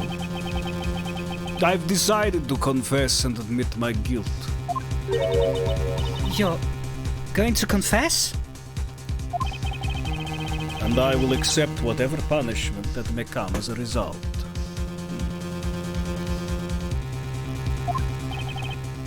What the? Regarding the Damask II murder, I admit it. I did it. Out of self-defense. You're claiming it was justified self-defense. Damask II attacked me, and I felt that my life was in danger. If I hadn't done what I did, I might be the one you found dead instead of him.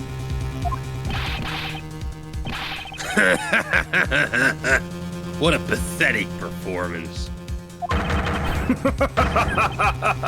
I'm not giving you one. Wow, you two really know how to laugh at inappropriate times. If you wish to claim it was justified self-defense, then we will need some evidence. It's always the evidence with you, isn't it?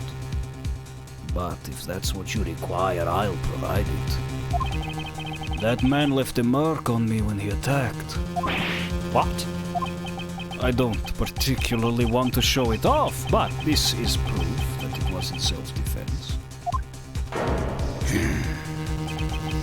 I'm an old man, after all. And sometimes I don't pay enough attention when I should. But Damask II didn't have a single weapon on his body. Hold on. It's nothing to get worked up over, because I hid the weapon. You hid it. I'm sorry, but as you know, a murder is a murder, even if it isn't self-defense. And I couldn't let it become public, seeing as how I am an ambassador. This is the weapon you seek, my special bonsai trimming shears. It's covered in blood. He was trembling quite badly during our struggle. But that's when he grabbed the shears that were sitting in my office and attacked. So you see, it was an act of self-defense. Is he right, Mr. Edgeworth? Since he has both a wound and the weapon that caused it, it's enough to declare it so. Ambassador Alba's wound. Jotted down in my organizer. No way. Oh, which reminds me. I guess there is still one more accusation I need to resolve. Smuggling and counterfeiting. Unfortunately, all of that is my secretary's doing. I had no knowledge it was going on. Stop spewing nonsense. You're trying to throw my investigation under the bus in your desperation. If you want to get real honest, everything in this case can be connected to you. The murder of Damask II was done in self-defense. In my trials, no man escapes his crime alive. Perhaps so. If you were my opponent in court. However, there is one very important fact that I think you may have forgotten. And what is that? Hang on.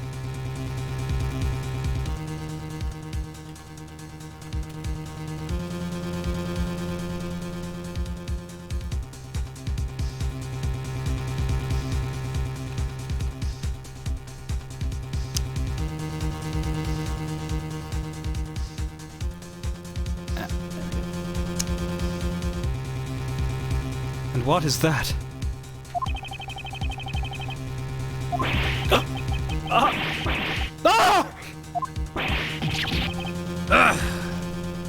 That's what you mean.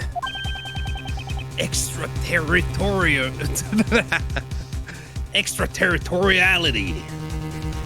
Extraterrestrial! That's right. You're an alien. This embassy sits on what is effectively Alabestian soil.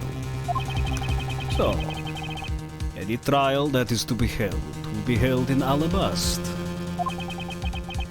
Therefore, the crime I just admitted to will never be tried in your courts. Agent Lang, what is Interpol's stance on this? Agents investigate. That's our job.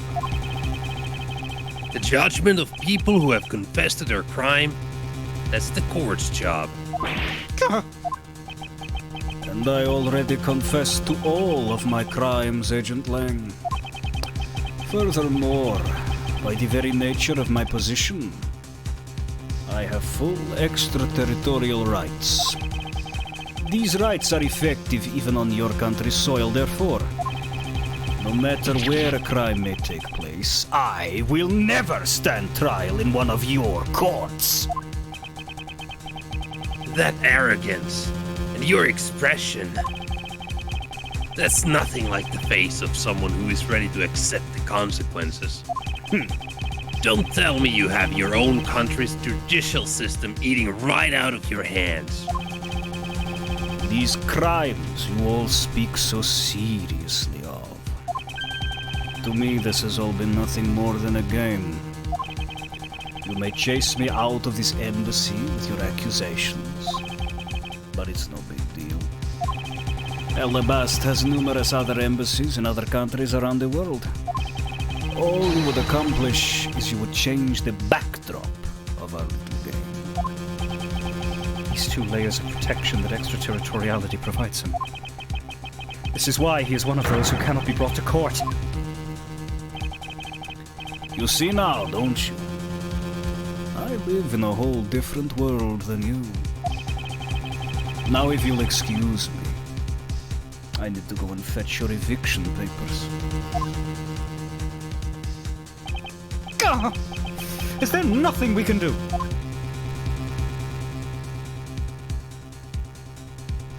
Nothing today.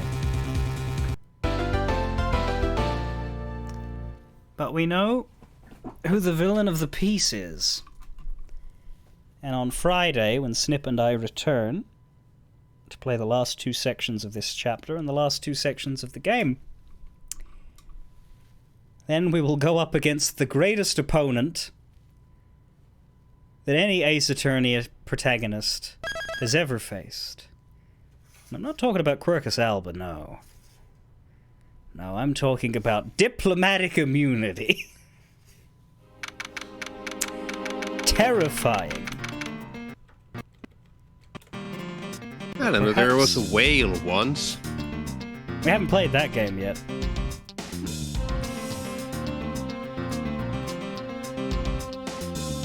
Perhaps not insurmountable. Fare thee well, everybody.